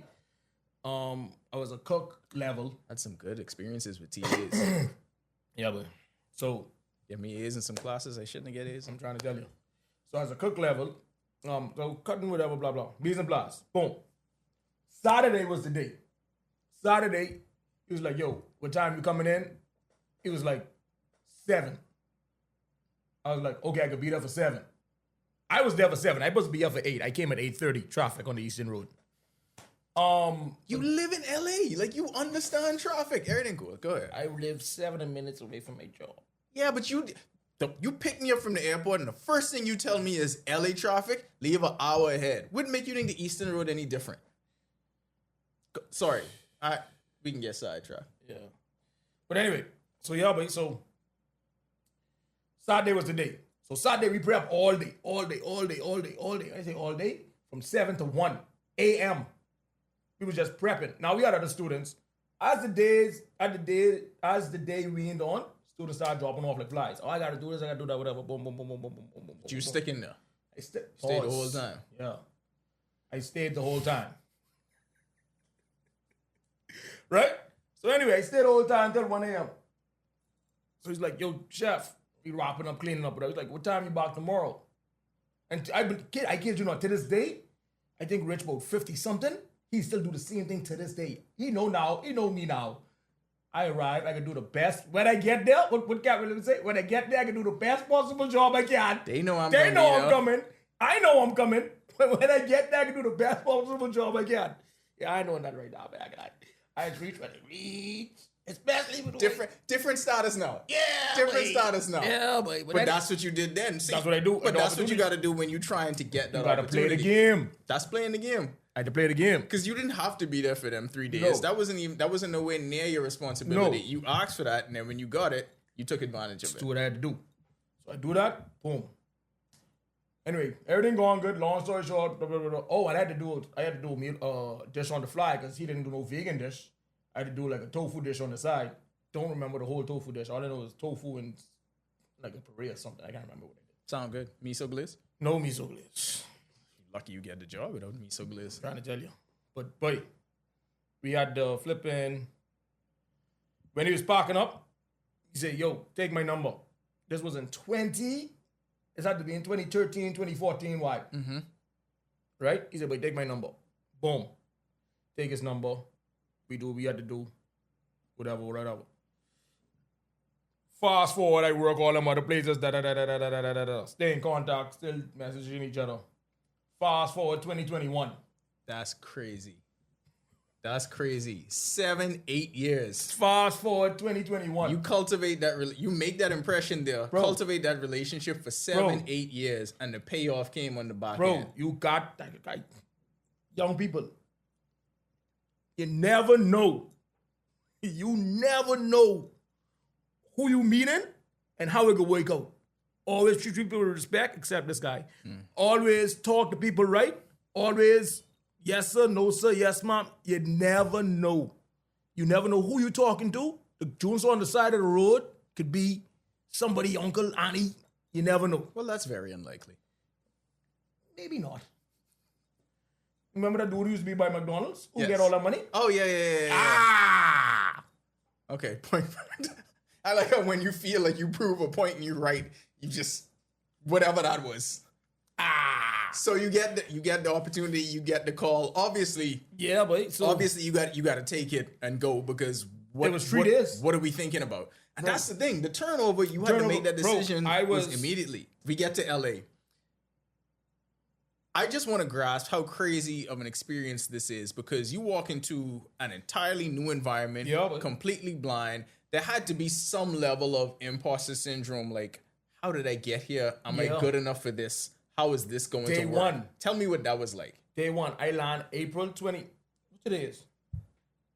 Today the 24th? Yes. I land April 24th, 2021. I love how impressed you was that this took a Today is day. April 24th, 2026. Happy LA anniversary. 5 years ago today. You gotta say it. Yeah. Happy LA anniversary. 5 years ago today. I land April 24th, 2021. April 25th, 2021, I was cooking. So you just walk right straight into it. The next day you was in the Wade house. I was cooking, bro. That's how fast this turnaround was. I land in the night. Chef take us for dinner. And that was it. And I was up that morning. We and the wife stay in a hotel for 7 days straight. I was working. She was looking for an apartment. I was working. She was driving around looking for an apartment. I couldn't do it without her. I can tell you the truth. It's no way. I couldn't do it. Not with the demands of your job. No. Because how were you going to figure out I was still being in a hotel anything today. else? Give me the first day. You walk into the house. Obviously, you are one of the people on staff, but you're the newest person on I am. staff. You from the Bahamas. What was that like? What was the shock of just day one stepping into this environment? Well, You cooking for this person that you've been watching play since you was a teenager. You Yeah. have been in many arguments about him. Shout out to Vincey them, boy. arguing Y'all on know his the GOAT. side. I mean, Vincey know the GOAT. The best shooting guard ever. Over Kobe, over Jordan. James Harden ain't even a story, bro. everybody knows the GOAT. James Harden ain't even a story. People go wear his shoes forever. Ling Ying to the Google. I have yet to have a pair, so I have some. I can't vouch for no Ling Yeah. Ying being any kind of great shoes. I yeah. don't have any of them. Yeah. You know what I should, do? I should have wear my Ling Yings today. Why didn't I wear them? You know what I do have? I have Jordans. I have LeBron. Got a pair of Kobe's. I ain't got no Ling Ying. Everything cool. Everything cool. Anyway, first day in the house. Give me that experience. Wait. Pull up to the house. First of all, chef driving me. Giving me the rundown. Da da da da da da da da da da da da da da. Pull up to the house. Driveway open. Long ass driveway. Right? Driving up the driveway. Go around the roundabout. They have a roundabout in their driveway, bro. Go around the roundabout. Whatever. Park in front of the door. Chef plug in the code. Beep, beep, boop, doo, doo, doo, doo. completely unnecessary adding sound effects. Like if you say plug in the code, I think everyone has a Plug in the visual code. of- Again, okay. Then friggin' That's the most Bahamian way to transition into telling a story. But okay, go ahead. It couldn't be more Bahamian than that. But then we gone in the house, walk down, walk past the glass in the floor. There's a glass on the floor. Walk past the glass on the floor. I was like, walk past the elevator. I was like, there's an elevator In the house. Okay. in the house. All of this had to be terrifying you because I mean, I used to work in the back of Ocean Club, so I see big house. yeah, I see but elevator and house and thing before. the difference is working for Ocean Club. At the end of the day, at the end of this gig, I still going home. Right. This is day one. I uproot my life to be here. Yeah, facts. So that's how it was. So gone inside there, gone in the kitchen. Kitchen got 2, 4, 10 burner stove. That's the first time I see a 10 burner stove in the kitchen. Didn't know it exists. In the house kitchen. I see a 10 burner stove. In the house kitchen? Nah, bro. Didn't see a 10 burner stove in the house kitchen. So, do that. Then I saw, the first person I saw was the baby, Kavia. Shout out to Kav. Saw Kavia. She was a baby at the time. It's like, oh, that's Kavia. Then I Mentally, you was prepared for this. no, Okay, all right. I Go wasn't ahead. mentally prepared for this. All right, keep going. Fast forward, I was cooking, head down. I think I was cooking for Tracy. Got a shout out to Tracy. Cooking for Tracy. How does it work? Wait, did you? Like, I guess Chef plugged you into. How does it work? Did you even know what to prepare first? So you just told walk in there. Oh, okay. She told me what she wanted to eat. Okay. And he was like, yo, make this. Okay. All right. I got you.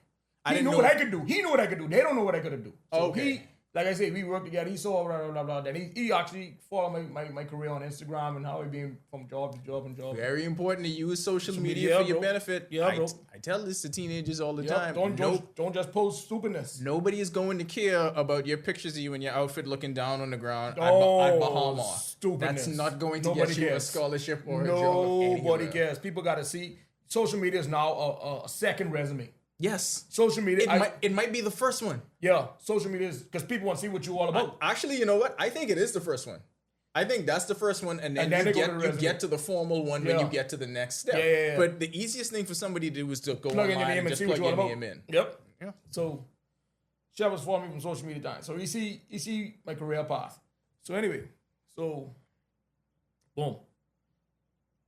As I was cooking, bro, you see that wall where John just bring the cream from? Yes. I see it every day.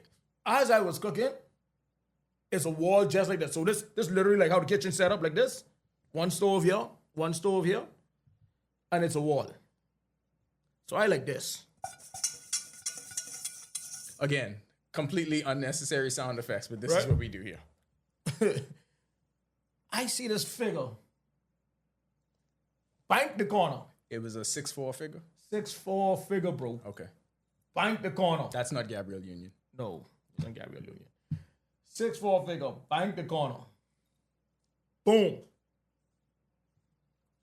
Keep in mind, I never see this play. I saw him at a basketball game because I took the wife.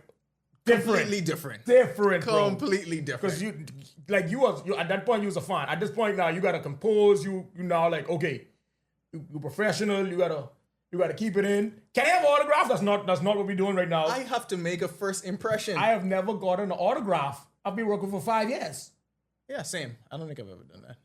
I've never got from him. Never got an autograph. I've autographed something for somebody else. Shout out to Gerstein and Gerstein. That was the person, right? That makes sense. Right, because he's in Miami. Yeah. So anyway, bro, bank the corner, boom. Bro, it was like, I don't want fanboy, but it was a fanboy type moment, bro. I was like, this D-Wade up close and personal. That's completely understandable though. Like, Bro, it's D-Wade up close and personal, bro. again, it ain't just a player that you watch. This is somebody you legitimately were a fan of for a years. very long time. So years. so it's different. It's like For years, bro. So it's like I was like two of them with Braun and thing. D-Wade was my Braun. D-Wade was my Jordan. it's like if I go do PR work for like Jada Fire. Right. Oh my god. I said right. I said right.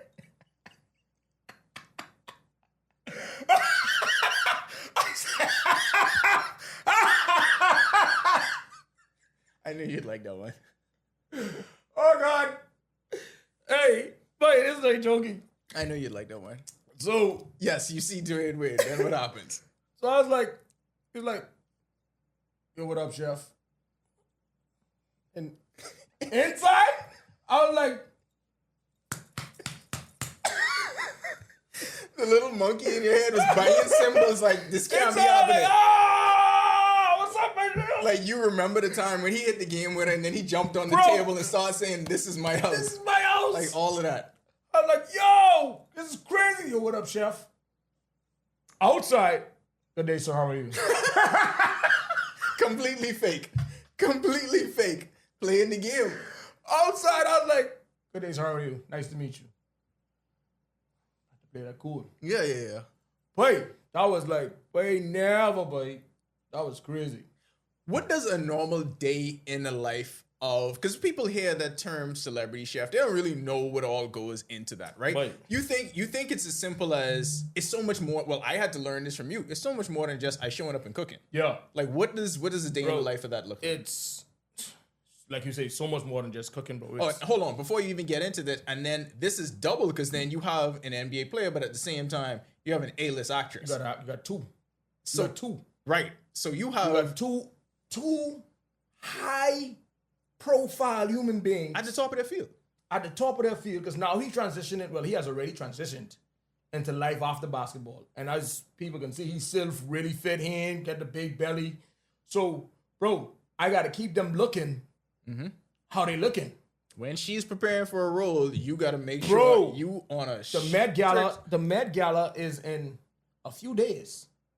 I got to make sure when I get back, we got a strict no sugar, no gluten, no dairy, anti-inflammatory situations for her mainly. But then when it's time, because he got to go on the red carpet too, because he got a brand to uphold.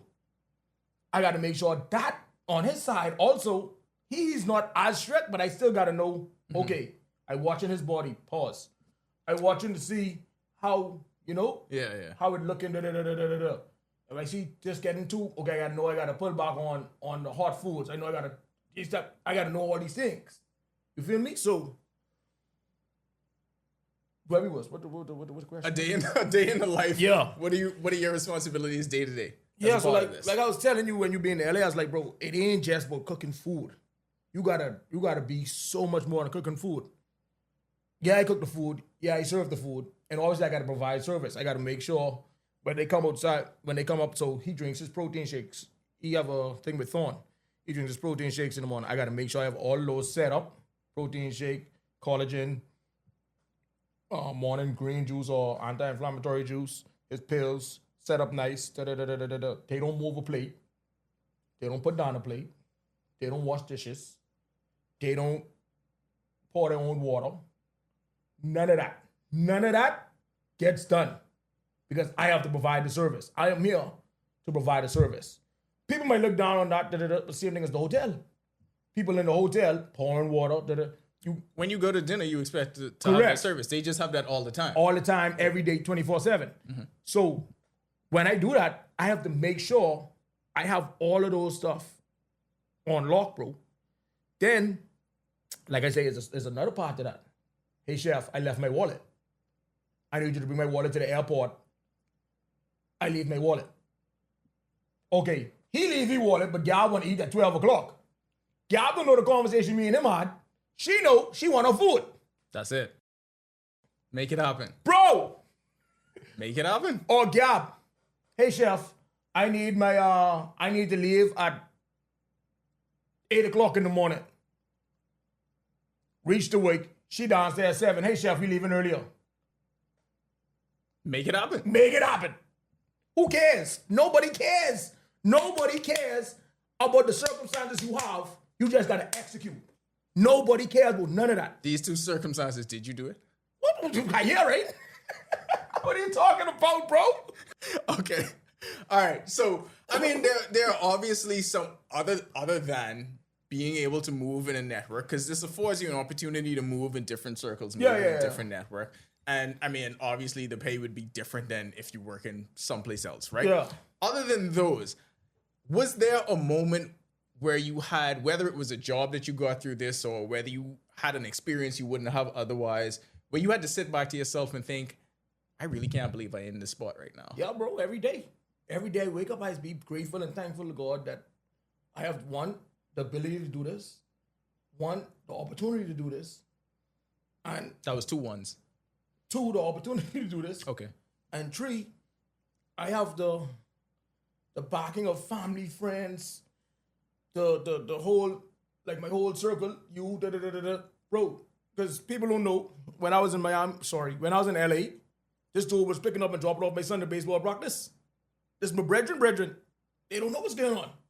You see what I'm saying? And now he's a very successful chef working on sourdough bread, and I got to tell y'all, it's amazing. It's called, I don't know if it's gonna be called Joel's or Nolan's by the time everything's said and done, but y'all just Nolan, wait a minute. Y'all think this is the chef of the family? It's always be that second one. Though. It's always be that second one. Nolan ain't playing, Like Jeffrey Jordan was good, but when his little brother Michael came around, that was something different. Yeah, but so, But bro. I get you. I get you. So being in this world,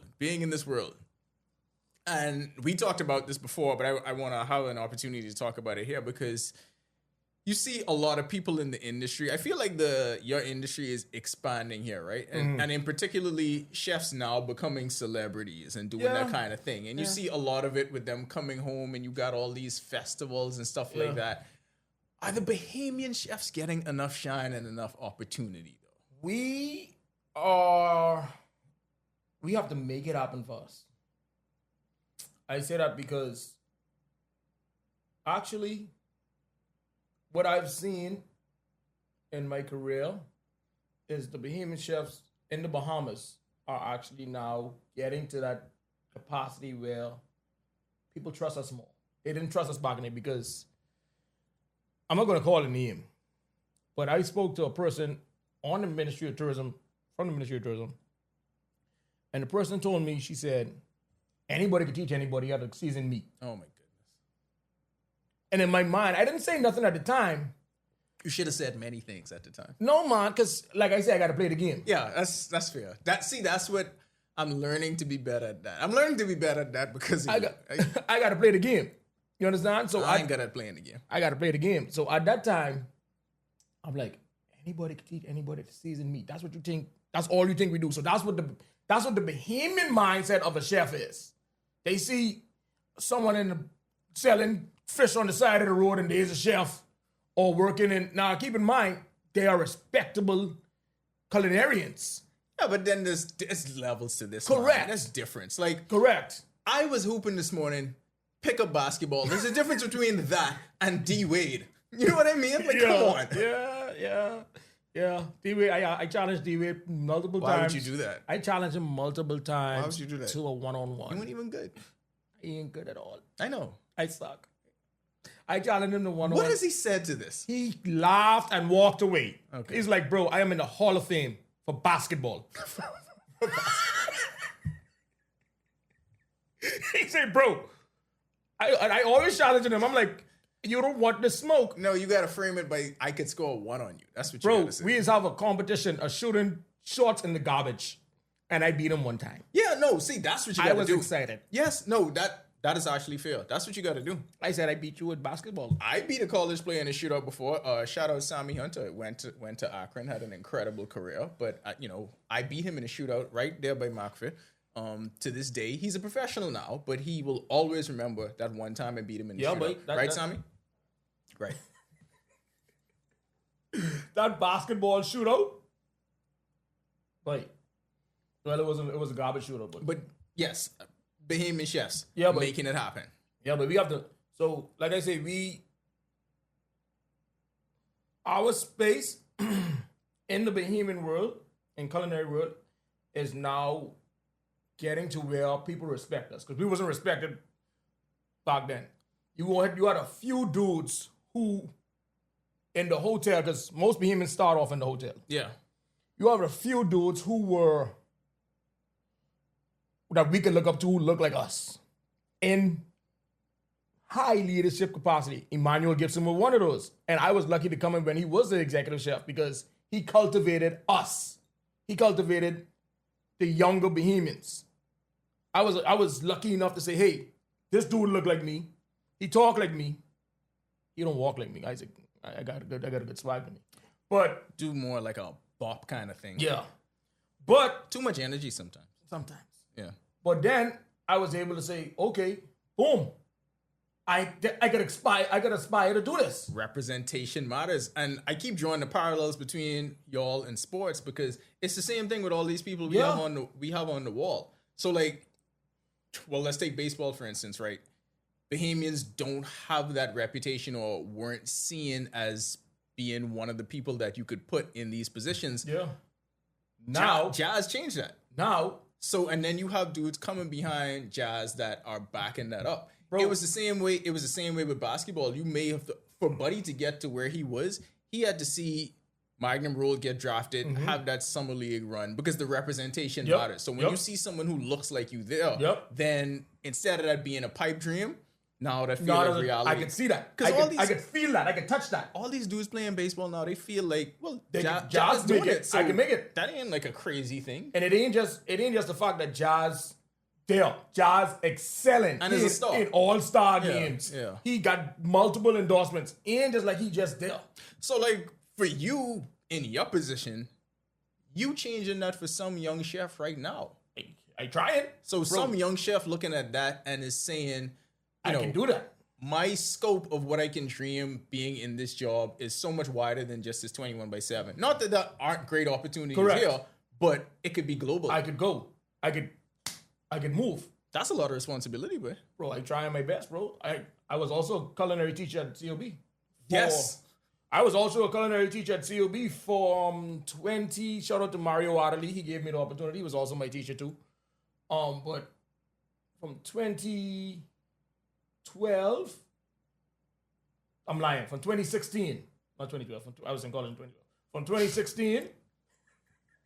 2016 to when I left, I was a culinary teacher at the University of Bahamas. So yeah, bro. You and D-Wade have basketball conversations. Give me the basketball take that he had that you disagreed with the most. I know it's about Bahamian players. How you know? I know it's about... Bro, Because we have... Okay, backstory, give them a peek behind the curtain. We've had conversations prior to this all Bro. the time. How many times do we talk about this Facts. stuff? You know what? I would go number one. Just let me run the show. Number one, VJ. That's where I wanted to start. Number one, VJ. We was sitting on in the studio, and him and his boy, Chris Johnson. Now, he ain't really say much. I can be real. He ain't really say much about VJ. Chris Johnson is an NBA trainer, right? He's training LeBron and the rest of them, whatever. He got a bunch of dudes. So we sitting down talking, Before that, backstory more. Before that, I was telling D-Wade from VJ was in high school, bro. I said, yo, this dude could be the next one, bro. Yep. I was like, VJ could be the next one. It's like 3 years out, bro. I said, VJ could be the next one, boy. Boom. Come to college. Oh, he ain't doing good in Baylor. First of all, yes, he was. They want to see, you know how they go. They Yes, want to he see was. they want to see the But the game ain't like that no more. You're not going to... You ain't getting especially drafted. the college game, bro. You're not getting drafted high because you out there in the NCAA scoring 20 points per game. see what I'm saying? You're getting drafted high based on the potential of what you could Bro, do next. listen to me. I telling these dudes that I like, bro. VJ coming for y'all. Bro. They don't know ball. They don't know ball. We sitting, so now, fast forward to almost where the draft time is. I lied, VJ ready to get drafted. I say VJ could win Rookie of the Year.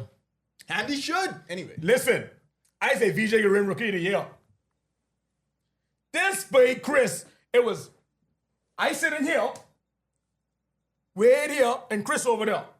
Once Chris right up, I look it up. I say, bro, I'm showing why, bro. Talking just like this. He said, what is why? Yeah, he didn't know. You always remember your audience. He said, what is Because why? then you just got to explain the whole thing again. Yeah. And then you I said, but let me show you something, bro. I say, VJ gonna win Rookie of the Year, bro.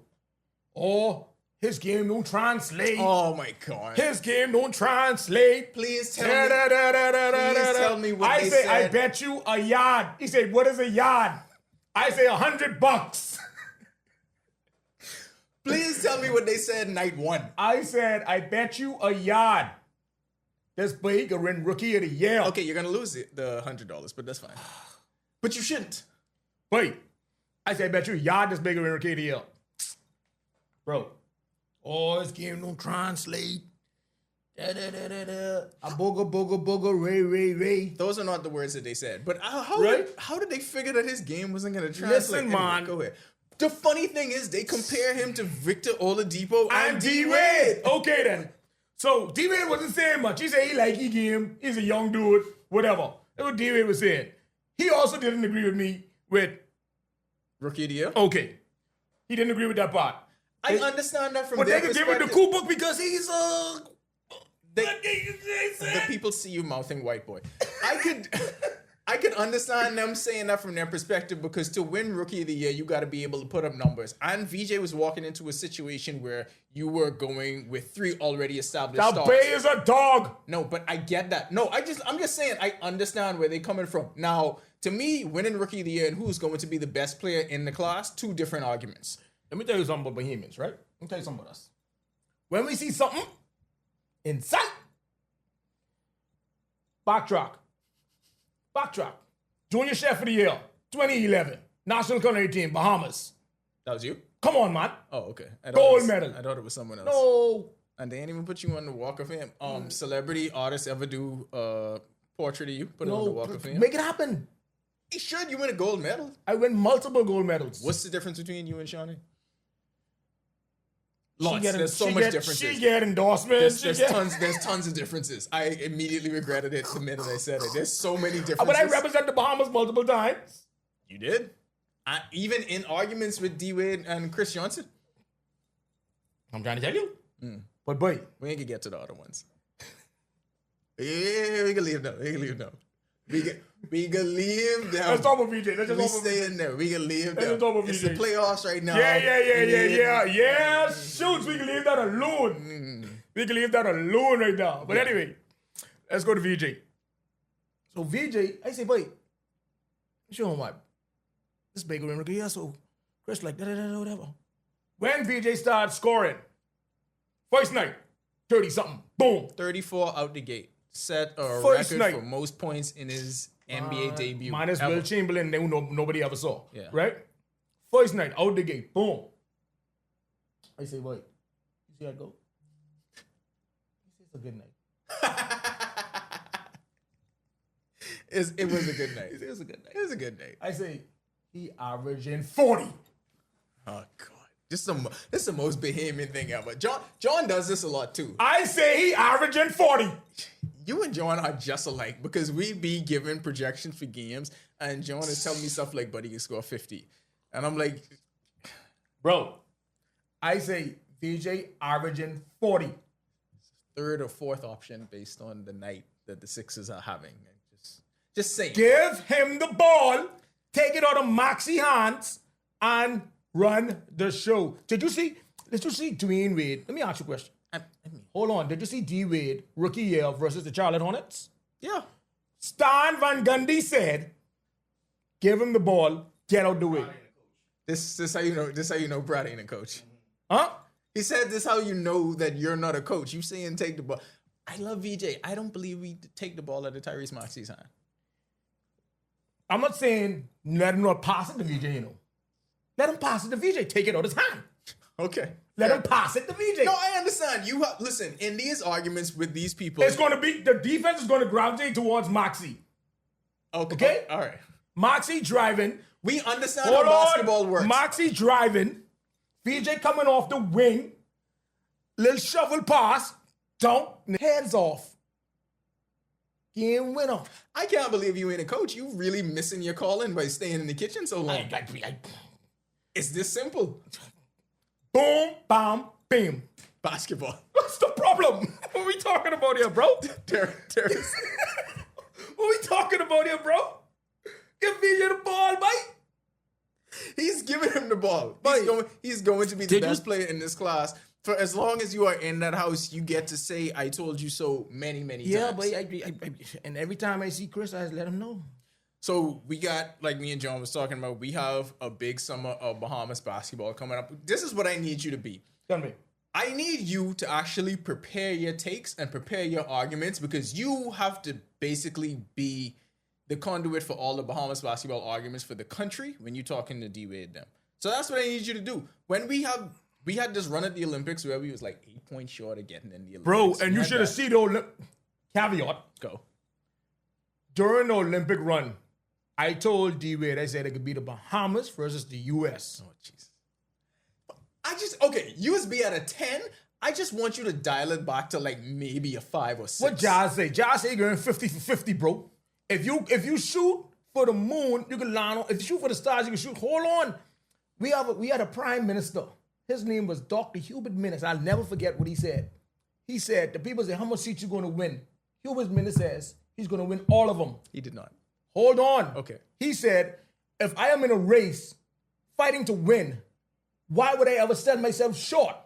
When he said that, I'm not a big F&M guy. I'm not going to tell you who I am. I know who you are. I'm not a big F&M guy. You're not any of them. Exactly. I don't vote for none of them. I'm not a big F&M guy. You didn't even need to say that. Right? But when Hubert Minnis said that spoke to you. Bro, you were inspired. Bro, this dude said, if I'm in a race, vying to win, why am I going to say I'm going to lose seats?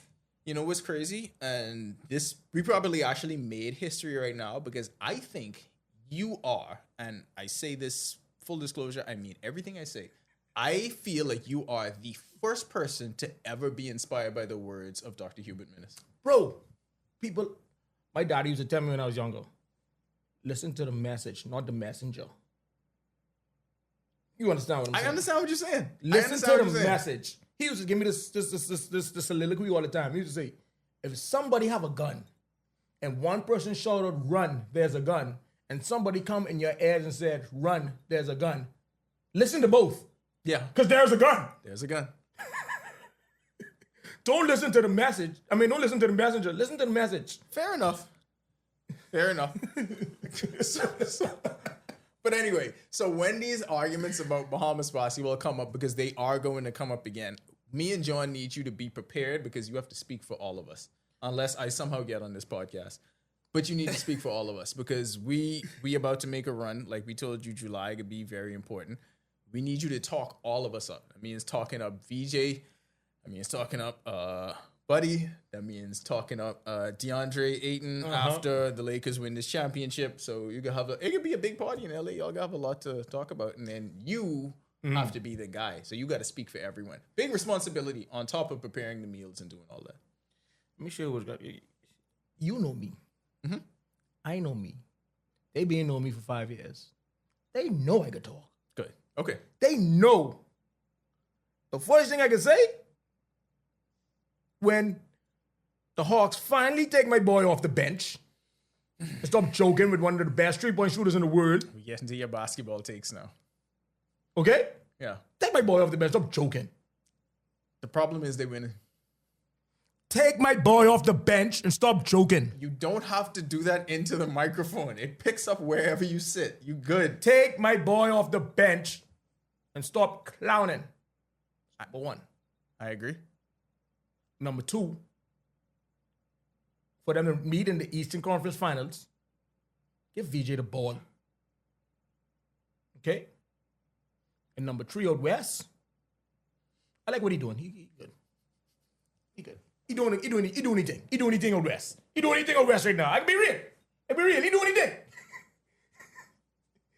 You do anything on West, bro? No, I just like it how the passion was at an apex, and then like you did exactly what they say. You was at a 10, and then you dial it back to like a 5 or 6. You do anything on West? Yeah, it's fine. You do anything on West? I must say, you do anything them 2 games? Do anything? Okay, what is next for the life of celebrity chef Kevin Pratt? You go back to LA, other than the Lakers making this run. Tell us what you have on tap. Tell us if you got any plans that we need to know about. I mean, obviously, the people can't experience your services because you know he's a big wig. You little far. Yeah, a little far. But, Tell us what's next. Well, I'm always going to be a Bohemian culinary ambassador.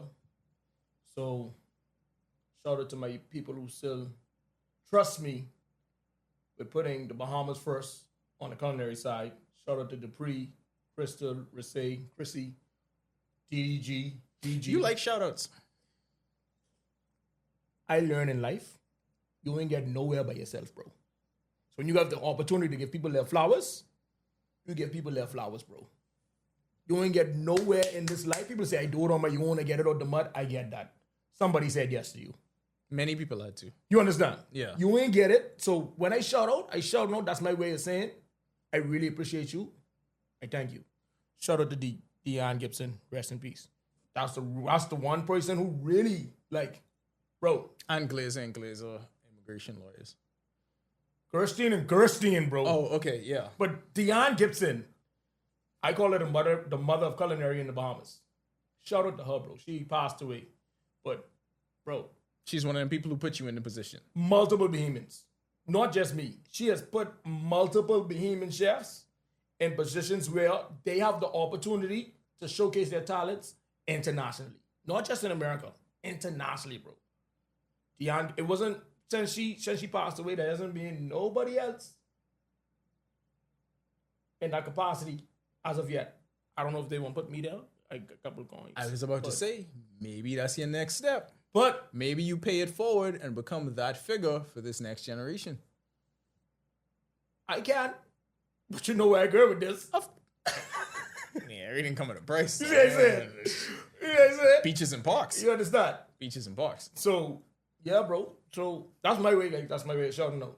But yeah, boy. So my next step is I would love to always continue to put the Bahamas first on the culinary standpoint.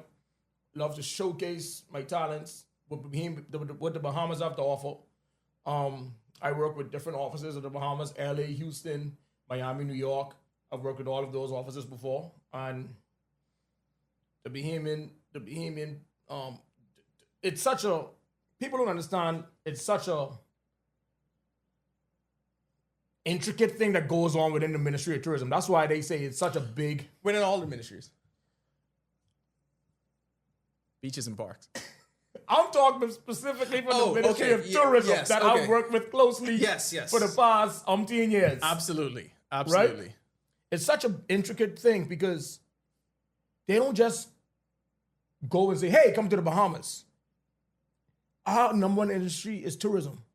And for that reason, I get people say, oh, banking and agriculture and it's tough to do what we do when our center is Nassau. But I understand we could go Andros but our key lime and the way I don't think people, when they say these things, they don't do a deep dive. You don't think these people don't try these things? Oh my God, you preparing for frontline politics. I approve this message.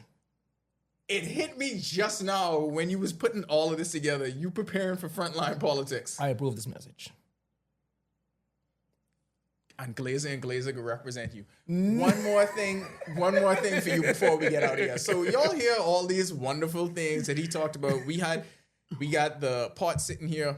All these wonderful opportunities he talked about. This is an internationally renowned chef, right? And you would think that you remember the little people and where listen, you come I from. cook it for y'all. No.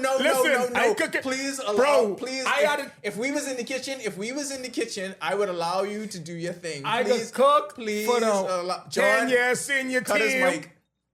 Please. I cooking for the. Don't cut my mic, John. Please. I think you don't cut my mic. Please allow me to do my job. I cooking for the 10-year senior team.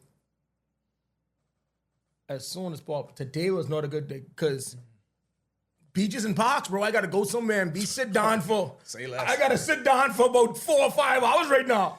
Anyway, so this celebrity chef was supposed to come in here. We had a menu prepared. It was gonna be all the content. We was gonna film it. We was gonna turn this into a pod / radio show / cooking show because that's the Big level. ZD, boy. That's- Big ZD. Mother sick that big CD. Big so CD, good. man. Like Shay make one big CD. I Big eat that CD, every day boy. when I was in LA.